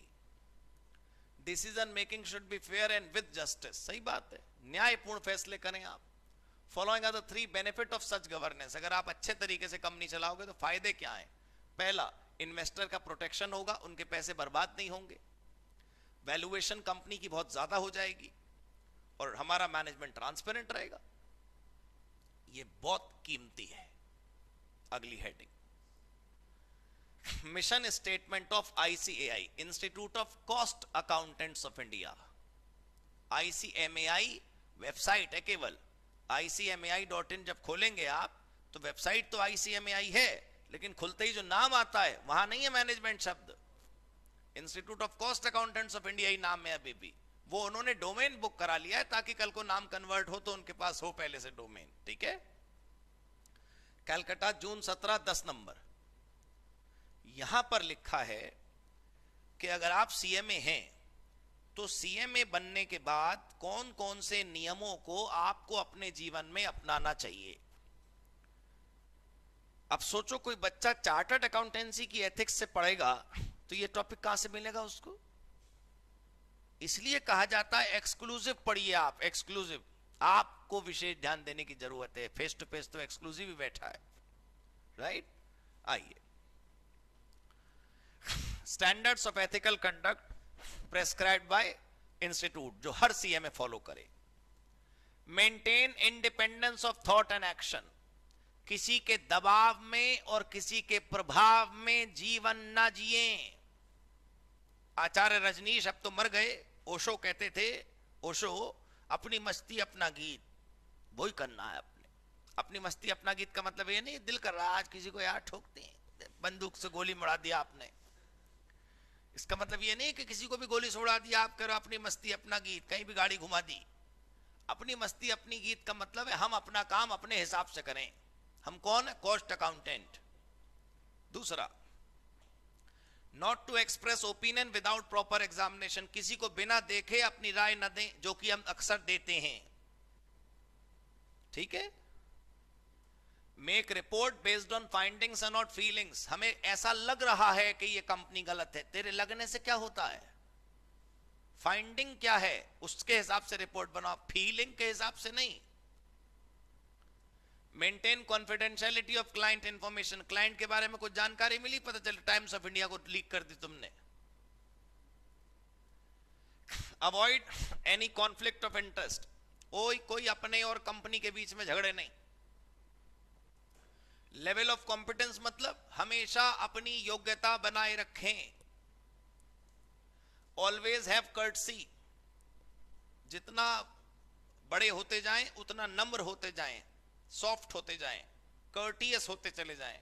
इस बात का अहंकार जिस दिन आपके जीवन में आया कि आप कॉस्ट अकाउंटेंट हैं, आपकी ग्रोथ खत्म हो जाएगी। Do not give opinion on fellow member, दूसरे सदस्यों पे कोई राय देने की जरूरत नहीं, वो कॉस्ट अकाउंटेंट ऐसा कर, तुम क्या कर रहे हो यार, तुम अपना देखो। Not to have any undue advantage, गलत फायदा नहीं उठाना अपने पद का, काम का स्टैंडर्ड रखना है। Undertake only that work in which you are competent, वही काम हाथ में लेना है जो आता हो। ये भी कर लूंगे, ये भी कर लेंगे, ये भी कर लेंगे, अरे देख लेंगे यार, पहले ले लो काम। ठीक। Do not do anything defamatory to profession, profession का नाम खराब नहीं होना चाहिए। राइट, पक्का क्लियर? अब स्टडी मटेरियल क्वेश्चन है ये, स्टडी मटेरियल क्वेश्चन तो खैर क्वेश्चन है, आंसर थोड़ी है, आप देख लीजिएगा अपने आप। एथिक्स यहां पर पूरा हो गया सर। अब मैं आपको वो दिखा दूं, एक मिनट, कहां था? हाँ, ये देखिए आप, ethics, type of ethics, importance of ethics, nature and relevance to business, professional accountant जिसमें स्कोर कीपिंग था, अटेंशन डायरेक्टिंग था, value chain, professional ethics, mission statement of ICI, वो जो अभी आपने पढ़ा कि कॉस्ट अकाउंटेंट को क्या करना चाहिए, 7 principles of public life, ethics in business, ethics की definition, features, principle, importance, areas, emerging issues, general business ethics. ये जो 18वां पॉइंट है, ये एक एग्जाम्पल है कि common unethical practice by executives क्या हो सकती हैं। कॉमन अनएथिकल प्रैक्टिस बताइए क्या हो सकती है? रॉन्ग रिपोर्टिंग, रॉन्ग अकाउंटिंग, ठीक है, झूठे बिल बना के पैसे ले लेना। तो एक एग्जाम्पल की लिस्ट है, आपका बहुत दिल करे पढ़ने का तो आप इसमें से पढ़ लीजिएगा। Importance of ethics, need, advantage, disadvantage, recognition of ethics, business relationship, improving ethical behaviour के कैसे इंप्रूव करें। आज जो हमने नहीं पढ़ा वो है ये relationship between ethics and law, business ethics की रेलेवेंस बिजनेस के लिए, primary norms, internal code, case study, emotional intelligence, emotional intelligence के 4 एट्रीब्यूट, इमोशनल इंटेलिजेंस का इंपॉर्टेंट और इमोशनल इंटेलिजेंस के अफेक्ट। अगली मुलाकात के शुरू के 30-40 मिनट में हम ये पढ़ेंगे। Right sir? इसका मतलब ये नहीं है कि 2016 वाले एब्सेंट हो जाएं, पिछली बार हो गए थे। हाँ वो सही भी है, पिछली बार तो प्योर 22 का टॉपिक था, तो अगली मुलाकात में हम शुरू के 15 मिनट में ये कर लेंगे। ये ज्यादा बड़ा नहीं है, 15 मिनट मान लो, मतलब मैं बोलता ज्यादा हूं तो आधा घंटा। ठीक है सर, समझ गए? पहले इसे खत्म करेंगे, नहीं तो प्रॉब्लम क्या है ना, उधार उधार रह जाता है। फिर हमने सोचा अब ये 22 वाले को बाद में कर लें, क्यों कर लें 22 वालों का बाद में? राइट, नेक्स्ट क्लास में we'll be finishing this first, right, after that we'll be starting Contract Act 1872, and that is too important, right, to cover it. ठीक है? Thank you so much. God bless you. Goodbye. Hello बच्चों, कैसे हैं आप? मैं CA Santosh Kumar. मैंने और मेरी टीम ने डिसाइड किया कि जो क्वालिटी एजुकेशन मैं और मेरी टीम एक पर्टिकुलर एरिया में प्रोवाइड कर रहे हैं, उसको पूरे देश में क्यों न फैलाया जाए at the reasonable cost, under the brand name of COC education private limited. मेरे बच्चों, इस सक्सेस को हमने पाया, कॉमर्स के स्टूडेंट्स किसी भी कोर्स के हो, वो पूरे ऑल ओवर इंडिया में बैठ के हमारे कोर्सेज से बेनिफिट ले रहे हैं या ले चुके हैं। हमें जो दूसरों से अलग करता है वो है हमारा डेली डाउट सेशन। हमारा जो एकेडमिक इंस्ट्रक्टर टीम है, आपके कॉन्टिन्यूस आपके ग्रोथ पे वो नजर बनाए रखता है और आपको कॉन्टिन्यूस बेसिस पे मोटिवेट करना आपको स्टडी के लिए। मेरे बच्चों, कुछ रिव्यूज पूरे ऑल ओवर इंडिया से आए हैं, मैं चाहता हूं कि वो आपसे शेयर करूं। This is Komal Mishra of class 11. I am Vishal, preparing for CA Foundation. Hello, my name is Anshika and I'm doing CA Intermediate. Ayaz from Bihar, student of COC since class 11th and now in Foundation. I have purchased my CMA Intermediate classes from COC Education. Hi everybody, this is Rahul. I am currently pursuing the CMA Finance. मैंने YouTube पर पहली बार संतोष sir का class देखा, उनके पढ़ाने का तरीका मुझे बहुत ही पसंद आया। Very thankful to Santosh sir. He is really a very nice teacher. अगर मैं संतोष सर के टीचिंग स्टाइल के बारे में बात करूँ तो आपको महसूस ही नहीं होगा कि आप वीडियो क्लासेस में बैठे हो, आप लाइव क्लासेस में बैठे हो। Santosh sir has cleared all my doubts and he gives a very tagda concept over accountancy. Thanks to COC, my concepts are pretty clear, my doubts get clear right away and I'm even able to score a good mark. इसलिए मैं संतोष sir का दिल से thank you so much कहना चाहता हूँ। आइए आप भी हमारे साथ ज्वाइन करें और सक्सेस के पाथ पे आप भी हमारे साथ अपने सपनों को पूरा करें। थैंक यू बच्चों।